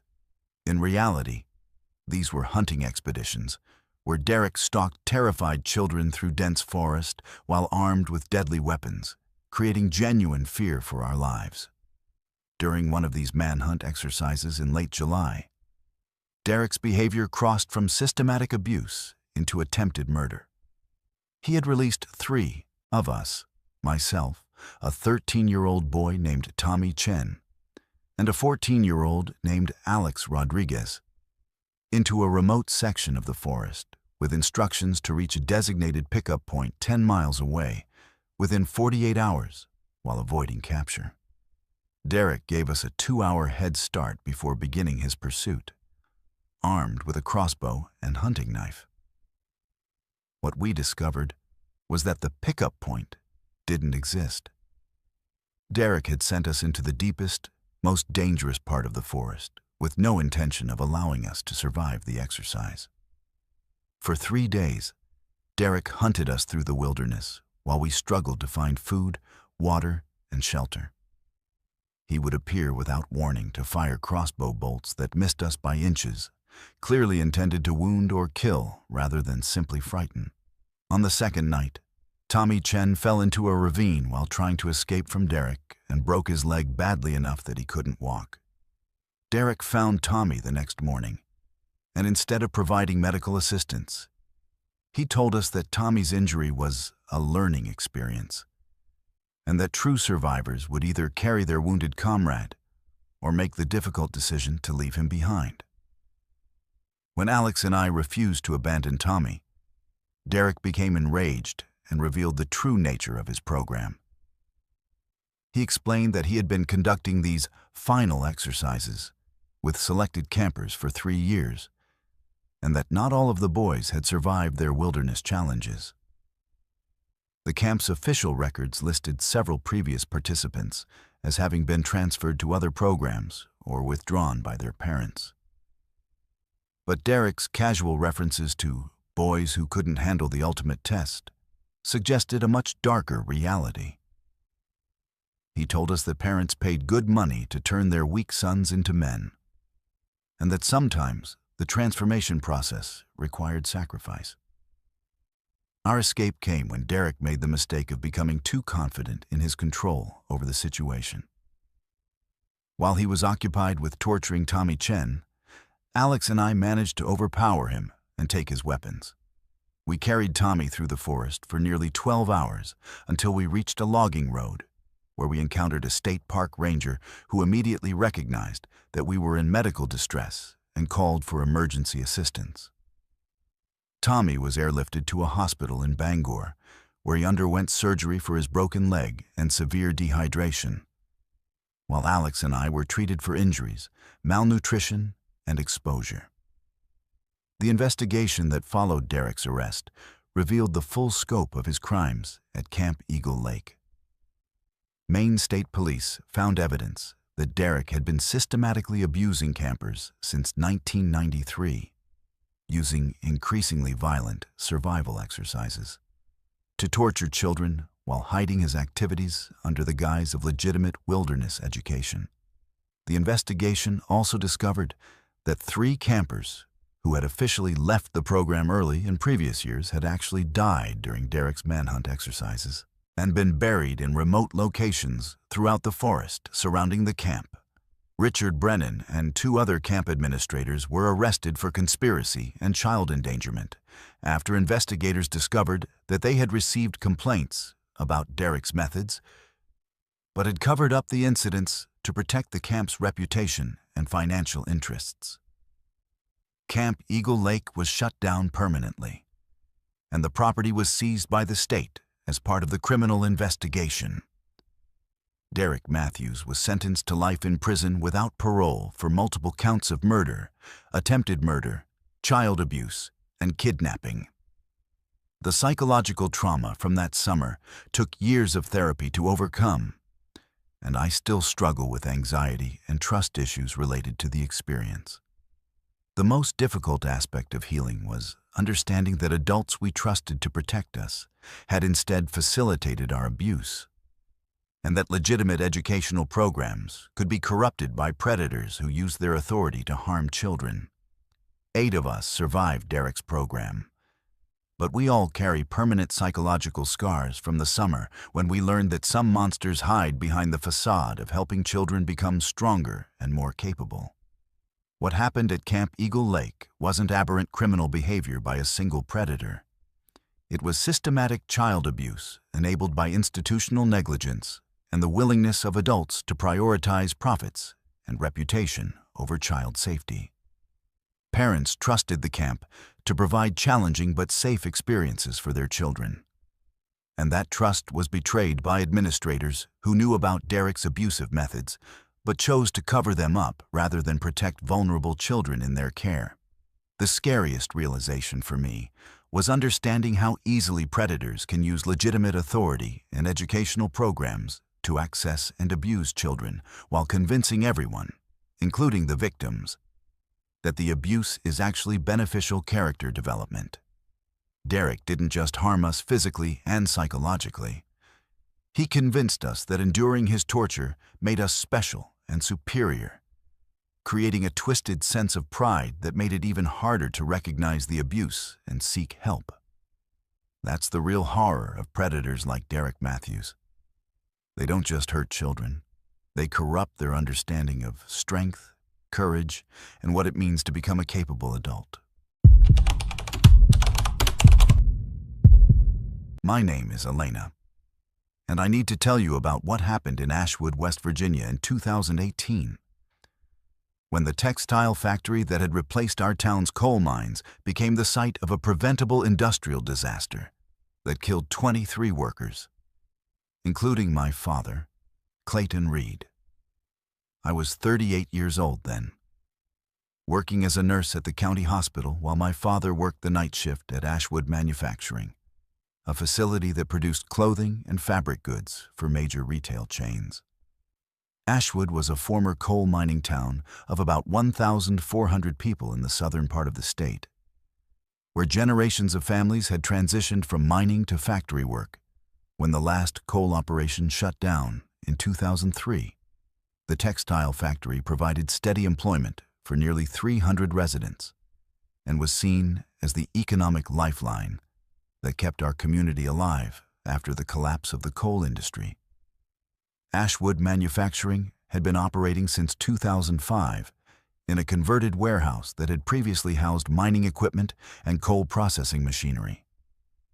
The facility employed 3 shifts of workers who operated industrial sewing machines, fabric cutting equipment, and chemical treatment processes used to finish textiles for shipment to retailers across the country. My father had worked there for 12 years, starting as a maintenance worker and eventually becoming a shift supervisor responsible for ensuring that equipment operated safely and efficiently during the overnight hours from 11 p.m. to 7 a.m. Despite his experience and dedication to safety protocols, Clayton constantly complained about management's refusal to address obvious hazards that posed serious risks to workers' safety and could result in catastrophic accidents if left uncorrected. The problems at Ashwood Manufacturing were well documented through worker complaints, union grievances, and inspection reports from the Occupational Safety and Health Administration. But the company consistently chose to pay fines rather than invest in necessary safety improvements. The facility had inadequate fire suppression systems, blocked emergency exits, improperly stored flammable chemicals, and electrical systems that had been jury-rigged to handle loads far exceeding their design capacity. Workers had filed dozens of safety complaints with OSHA over the years, but the penalties for violations were so minimal that company management treated them as routine business expenses rather than urgent safety concerns that required immediate correction. My father had specifically warned management about the dangers posed by the facility's electrical infrastructure, which consisted of outdated wiring systems that had been repeatedly modified to accommodate new equipment without proper engineering oversight. Clayton documented multiple instances of electrical fires, power surges, and equipment failures that he attributed to the facility's inadequate electrical capacity and poor maintenance practices. He had submitted written reports to plant manager Susan Williams and safety director Mark Thompson detailing the specific hazards and recommending immediate upgrades to prevent a major electrical fire. But his warnings were dismissed as unnecessary expenses that would hurt the company's profitability. The fire started at 3:17 a.m. on November 15, 2018, when an overloaded electrical panel in the fabric treatment area sparked and ignited chemicals that had been improperly stored in violation of fire safety codes. Within minutes, the blaze had spread through the facility's inadequate ventilation system, filling the building with toxic smoke while flames consumed the highly flammable fabric materials stored throughout the production areas.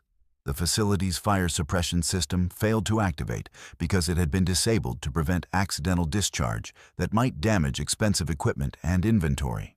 Emergency exits were blocked by storage containers and machinery that management had placed there to maximize production floor space, trapping workers in areas where they had no escape route from the rapidly spreading fire. 23 workers died in the Ashwood manufacturing fire, including my father, who was found near an emergency exit that had been chained shut to prevent theft of company property. The victims included men and women ranging in age from 19 to 67, many of whom had families depending on their income and had worked at the facility for years without any indication that their workplace was a death trap waiting to claim their lives. The official investigation revealed that every single fatality could have been prevented if the company had implemented basic fire safety measures that were required by law, but had been ignored to save money and maintain maximum production capacity. In the days following the fire, I began experiencing supernatural encounters that seemed connected to the workers who had died in the facility. The first incident occurred while I was cleaning out my father's locker at the factory ruins, where I heard Clayton's voice clearly warning me about the others who knew and telling me to find the reports they hid. When I turned around, I saw my father standing near the burned remnants of the electrical panel that had started the fire, looking exactly as he had in life, but with obvious smoke damage to his clothing and burns on his hands. He repeated his warning about hidden reports before pointing toward the administrative offices and disappearing. Over the following weeks, I encountered the spirits of other workers who had died in the fire, each providing information about the company's deliberate disregard for safety regulations and the cover-up that followed the disaster. Maria Santos, a 45-year-old sewing machine operator, showed me where management had hidden documentation of previous safety violations and OSHA fines. James Wilson, a 52-year-old maintenance worker, led me to evidence that the fire suppression system had been deliberately disabled on orders from corporate headquarters. Linda Foster, a 34-year-old quality control inspector, revealed the location of financial records showing that the company had calculated the cost of safety improvements versus the expected cost of wrongful death settlements and chosen to accept the human casualties as more profitable than preventing them. The supernatural encounters weren't random or symbolic. They were systematic efforts by the spirits of murdered workers to provide evidence of the criminal negligence that had caused their deaths. Each ghost showed me specific documents, recordings, and physical evidence that proved Ashwood Manufacturing's management had knowingly created deadly conditions while lying to workers, regulators, and the public. about the facility's safety standards. The spirits seemed to understand that justice would only be served if the living had access to evidence that could expose the conspiracy and hold the responsible parties accountable for their crimes. The most disturbing revelation came when the ghost of my father led me to a hidden safe in the plant manager's office, containing records of deliberate safety violations ordered by the corporate parent company, Meridian Textiles. These documents proved that Ashwood Manufacturing was part of a nationwide network of facilities where safety regulations were systematically ignored to maximize profits, with corporate executives calculating that paying wrongful death settlements was cheaper than maintaining safe working conditions. The records showed similar incidents at Meridian facilities in North Carolina, Georgia, and Alabama, where workers had been killed in preventable accidents that were covered up through legal settlements and non-disclosure agreements. Using the evidence provided by the spirits of the dead workers, I contacted a team of investigative journalists and labor attorneys who specialized in industrial safety cases.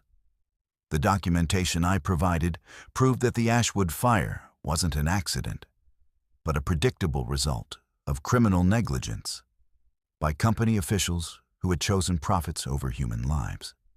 The investigation that followed revealed systematic violations of federal safety regulations, document destruction to hide evidence of known hazards, and bribery of local officials to prevent enforcement of safety codes that might have prevented the disaster. The federal prosecution that resulted from this investigation led to criminal charges against 12 company executives and plant managers, including CEO Richard Meridian, who received a 25-year sentence for conspiracy and criminally negligent homicide. The case became a landmark prosecution for industrial safety violations and resulted in new federal legislation requiring mandatory prison sentences for executives whose safety violations result in worker deaths. Meridian Textiles was forced to pay over $150 million in criminal fines and civil settlements to the families of workers killed in the Ashwood fire and similar incidents at other facilities.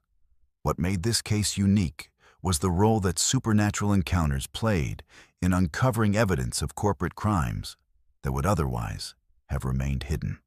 Without the guidance provided by the spirits of my father and his co-workers, the true scope of Meridian Textiles' criminal operations would never have been exposed, and the company would have continued operating facilities where workers faced daily risks of death from preventable hazards. The ghosts of the Ashwood victims had returned to ensure that their deaths weren't dismissed as unfortunate accidents, but recognized as murders committed by executives who valued profits more than human lives. I now work as a labor safety advocate, helping families of workers killed in industrial accidents to investigate the circumstances of those deaths and hold employers accountable for criminal negligence. The spirits of the Ashwood fire victims still appear to me occasionally, but their manifestations are peaceful rather than urgent warnings about danger. They seem satisfied that justice was served, and that their deaths led to changes in federal law that will protect other workers from similar fates. However, they also remind me that corporate executives continue to make calculated decisions to accept worker deaths as business expenses, and that vigilance is required to prevent future tragedies. The scariest part of this experience wasn't the supernatural encounters with the spirits of dead workers. It was discovering how easily corporations can murder their employees and cover up the crimes through legal settlements and regulatory capture. The executives at Meridian Textiles weren't monsters who set out to kill people, but business people who made rational economic calculations that human lives were worth less than safety improvements. They created systems where worker deaths were predictable, preventable, and profitable, then used their financial resources to avoid accountability when those deaths occurred as planned. The spirits of my father and his co-workers returned because they knew that living people needed supernatural help to expose crimes that powerful corporations could otherwise conceal forever. Sometimes, the dead are the only witnesses who can't be bought, intimidated, or silenced, and their testimony is necessary to achieve justice for victims of industrial murder. The Ashwood manufacturing fire wasn't a workplace accident. It was a mass killing carried out by executives who chose profit margins over human lives. And only the intervention of the dead could ensure that the truth was finally revealed to the living world. My name is Carlos, and I need to tell you about what I discovered as a Texas state trooper patrolling Highway 83 near Desert Cross, Texas in 2019. Desert Cross was a small border town with a population of about 400 people, strategically located on a major truck route between Mexico and the interior United States. The town consisted of a few gas stations, a small grocery store, 2 motels, and Rodriguez Family BBQ, a roadside restaurant that had been serving travelers for over 15 years. I was 27 years old then, 3 years into my career with the Texas Department of Public Safety, and I thought I was dealing with routine traffic enforcement and border security issues in a quiet rural community. What I discovered was a cannibalistic operation that had been systematically murdering and serving travelers to unsuspecting customers for over a decade. Desert Cross existed primarily to serve the steady stream of truck drivers, tourists, and migrant workers who traveled Highway 83 between Laredo and San Antonio. The town's economy depended entirely on these transient visitors, who would stop for fuel, food, and rest before continuing their journeys across the vast expanses of South Texas. Rodriguez Family BBQ was the town's most popular establishment, known throughout the region for their authentic pit-smoked brisket, pork ribs, and homemade sausages that attracted customers from hundreds of miles away. The restaurant was owned and operated by the Rodriguez family. Patriarch Miguel Rodriguez, his wife Carmen, and their 3 adult sons who had been running the business since Miguel started it in 2003. My patrol sector covered approximately 200 miles of Highway 83 and several smaller state routes that connected isolated ranch communities to the main transportation corridor. The work involved traffic enforcement, accident investigation, and coordination with Border Patrol agents who monitored illegal immigration and drug trafficking activities in the area. Desert Cross was generally considered one of the safer stops along my patrol route, with low crime rates and a business community that cooperated fully with law enforcement. Miguel Rodriguez was particularly helpful, often providing information about suspicious vehicles or individuals who had stopped at his restaurant, and he had assisted with several successful drug interdiction operations over the years. The first indication that something was wrong came in March 2019, when I noticed an unusual pattern in missing person reports involving travelers who had last been seen in or near Desert Cross. Over a 6-month period, I had logged 12 separate cases where individuals or families had disappeared while traveling Highway 83, with their last confirmed locations being gas stations or restaurants in Desert Cross. These weren't typical cases of people changing their plans or getting lost. These were situations where vehicles were found abandoned, families failed to arrive at their destinations, and credit card activity stopped abruptly after purchases in Desert Cross. What made these disappearances particularly suspicious was that they all involved travelers who fit similar profiles. People traveling alone or in small groups, without extensive family connections, who would immediately notice their absence, and often carrying significant amounts of cash or valuable possessions.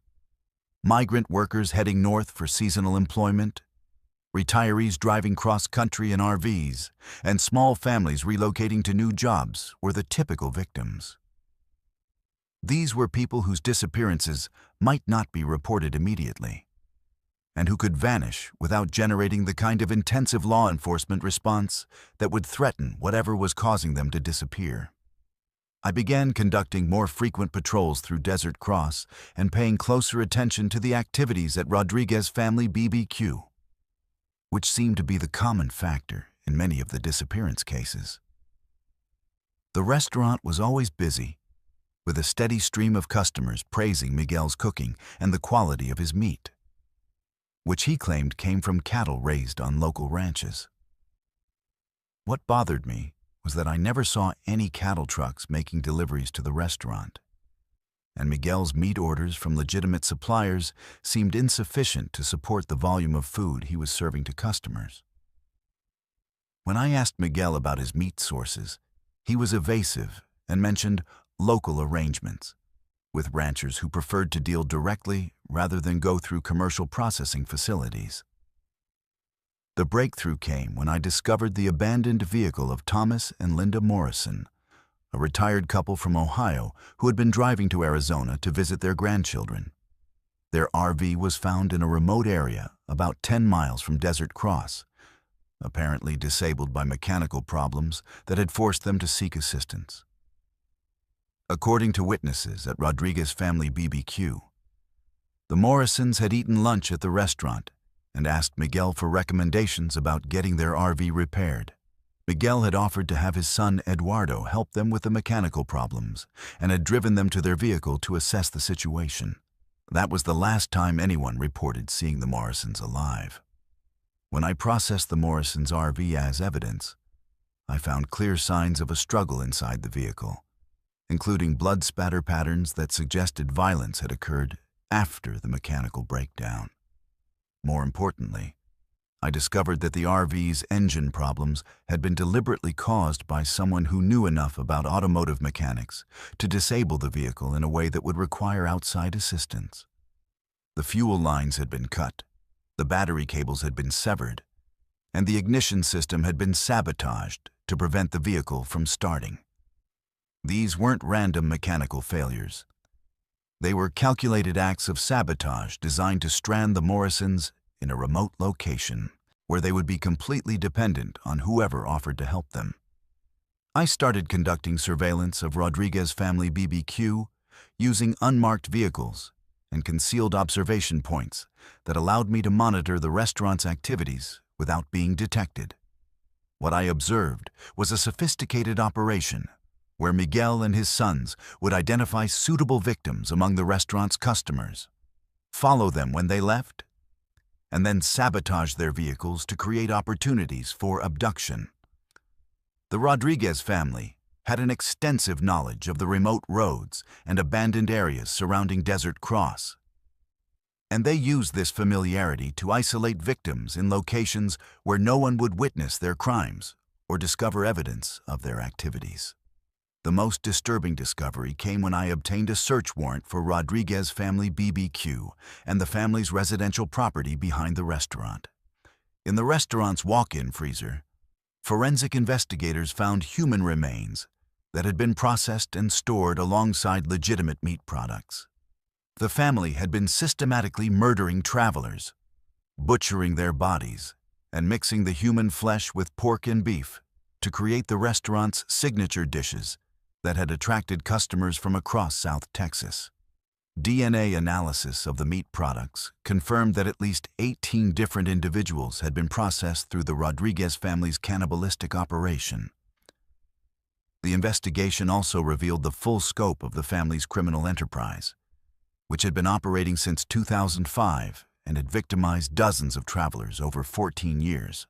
Miguel Rodriguez had developed techniques for identifying vulnerable victims, disabling their vehicles, luring them to isolated locations, and disposing of their bodies through his restaurant's food service operation. The family had generated substantial profits, not only from selling human flesh to unsuspecting customers, but also from stealing their victims' vehicles, cash, jewelry, and other valuables that could be sold through criminal networks along the border. What made this case particularly horrific was the realization that hundreds of innocent customers had unknowingly consumed human flesh while dining at Rodriguez Family BBQ.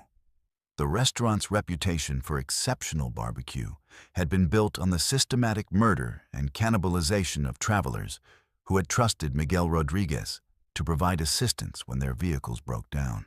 The family had perverted the traditional hospitality of border communities, using offers of help and quality food to lure victims into situations where they could be murdered and processed as ingredients for future meals.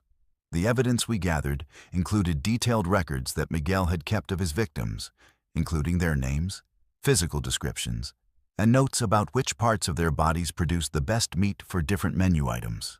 He had treated human beings like livestock, evaluating their potential value as food products, while maintaining the facade of a friendly restaurant owner who cared about his customers' welfare. The Rodriguez family had created a systematic process for murder, butchering, and cannibalism that operated under the cover of a legitimate business in a community that trusted them completely. Miguel Rodriguez, his wife Carmen, and their 3 sons were all arrested and charged with multiple counts of murder, conspiracy, and operating a criminal enterprise. The trials revealed evidence of at least 27 confirmed murders, though investigators believe the actual number of victims was much higher based on the volume of human remains found at the restaurant and the family's residential property. Miguel received the death penalty, while the other family members received life sentences without the possibility of parole. Rodriguez family BBQ was demolished, and the entire property was declared a crime scene that remained sealed by federal authorities. The case became one of the largest serial killing investigations in Texas history and led to new protocols for investigating missing persons cases involving travelers in remote border areas. The FBI established a task force to review similar disappearances throughout the Southwest, and several other cases have been linked to copycat operations that may have been inspired by the Rodriguez family's methods. The investigation also revealed that some customers had suspected something was wrong with the restaurant's meat, but had been too polite or uncertain to report their concerns to authorities. I left the Texas State Troopers after the Rodriguez trials and now work as a security consultant for private companies. I can't drive through small border towns anymore without thinking about what might be happening in their restaurants and truck stops. The case taught me that some of the most dangerous criminals are the ones who hide behind facades of hospitality and community service, using people's trust and vulnerability to facilitate unthinkable crimes. Miguel Rodriguez wasn't just a serial killer. He was a businessman who had found a way to profit from murder while disposing of the evidence by serving it to his customers. The scariest realization was understanding how easily this operation could have continued indefinitely if the Morrison case hadn't provided the evidence we needed to expose the truth. The Rodriguez family had created a perfect system for making people disappear while generating profits from their deaths. And they had operated for 14 years without arousing suspicion from law enforcement or the community. Their crimes were hidden in plain sight, disguised as exceptional barbecue that customers praised and recommended to their friends, never knowing they were consuming the flesh of murdered travelers who had trusted the wrong people.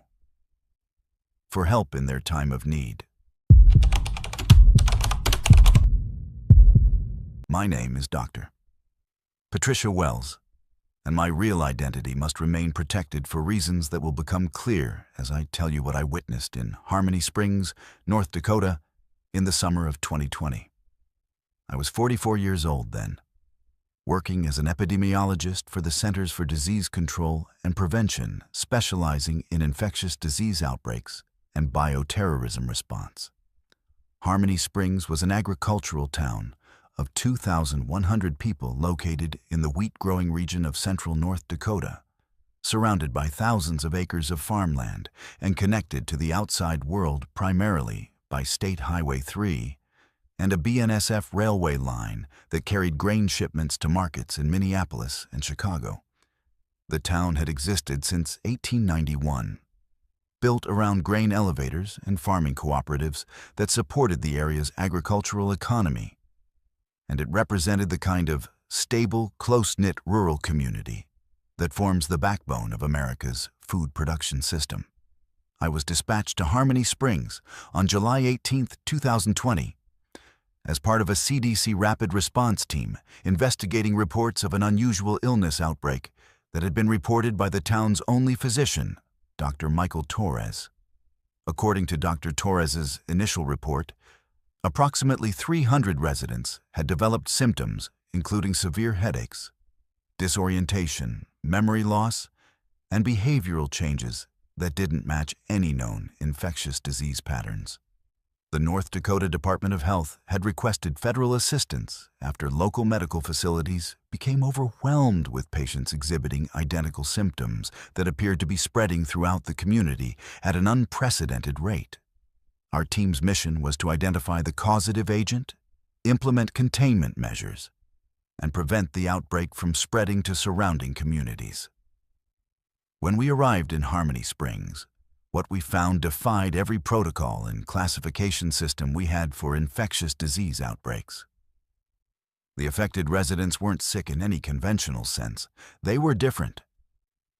Families who had lived in the community for generations were exhibiting personality changes, altered speech patterns, and knowledge of information they shouldn't have possessed.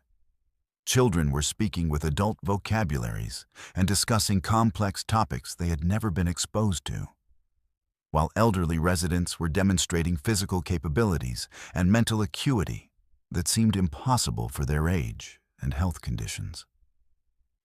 Most disturbing was the way these changes seemed to be spreading from person to person through direct contact, but without any identifiable pathogen or biological mechanism that could explain the transmission.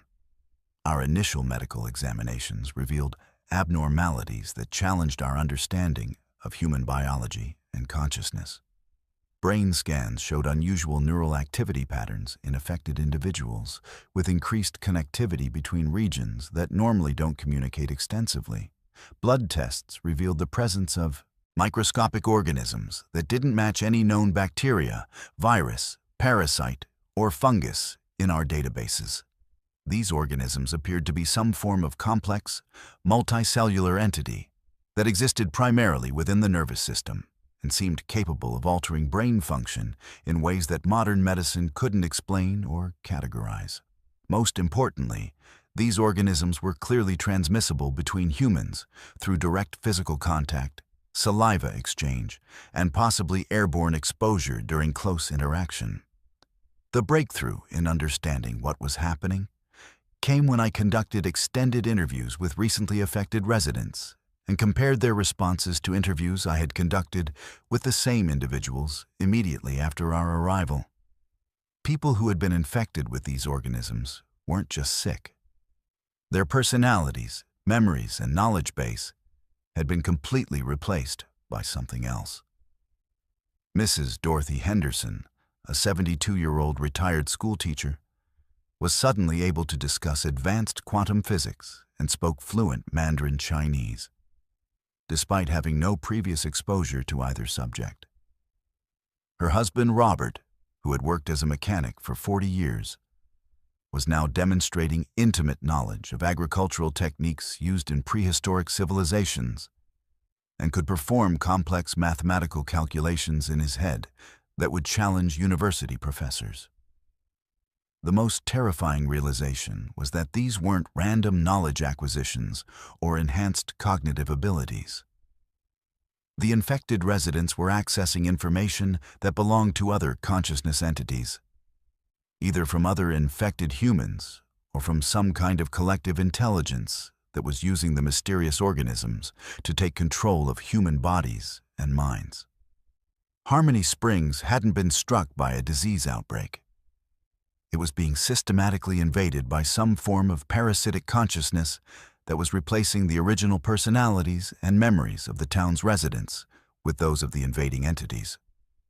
The people I was interviewing looked like the original residents, but they were actually being controlled by something else that was wearing their bodies as disguises. By the fourth day of our investigation, it became clear that our team was also at risk of infection. Two of my colleagues, Dr. Sarah Kim and epidemiologist James Wright, began exhibiting the same personality changes and knowledge alterations that we had observed in the town's residents. Dr. Kim, who had specialized in viral infections for 15 years, was suddenly discussing advanced engineering principles and speaking in what appeared to be multiple ancient languages. James Wright, who had grown up in suburban Chicago, was demonstrating extensive knowledge of North Dakota agricultural history and could identify specific wheat varieties by sight despite having no previous agricultural experience. Both insisted they felt completely normal and claimed not to understand why I was concerned about their behavior. The scope of the invasion became apparent when I realized that the organisms were not only taking control of individual humans, but were also establishing some form of collective communication network between all infected residents. Groups of infected people would stand together in perfect silence, apparently communicating through methods that didn't involve speech or visible signals. They moved with coordinated precision, completed each other's sentences, and seemed to share knowledge instantaneously across the entire infected population. Harmony Springs was being converted into a single, collective organism that used human bodies as components in a larger intelligence system. Our communication with CDC headquarters in Atlanta became increasingly difficult as more of our team became infected, and the town's residents began coordinating to prevent us from leaving or reporting what we had discovered. Phone lines were cut, internet access was blocked, and our vehicles were disabled by residents who demonstrated mechanical knowledge they shouldn't have possessed. The infected population wasn't trying to spread the infection beyond Harmony Springs. They were working to contain it within the town while perfecting their control over the human hosts and establishing their collective intelligence system. We weren't dealing with a disease outbreak that needed to be contained.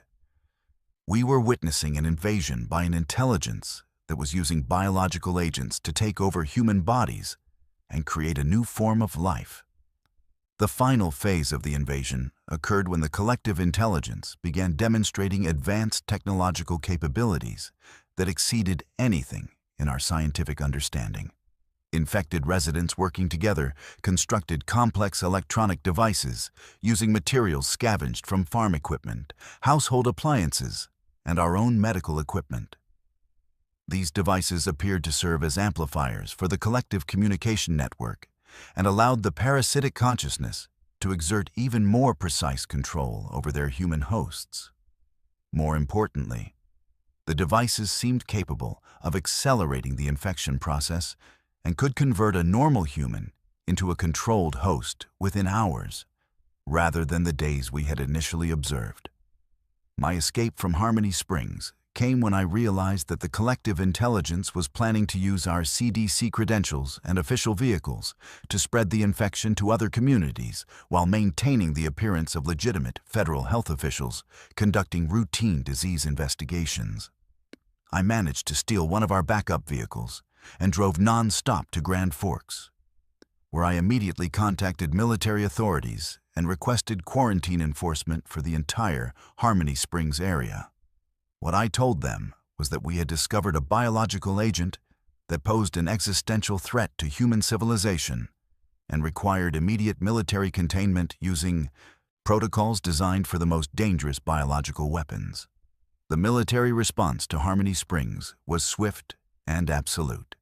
Within 24 hours, the town was surrounded by Army units equipped with biological warfare protective equipment and orders to prevent anyone from leaving the quarantine zone.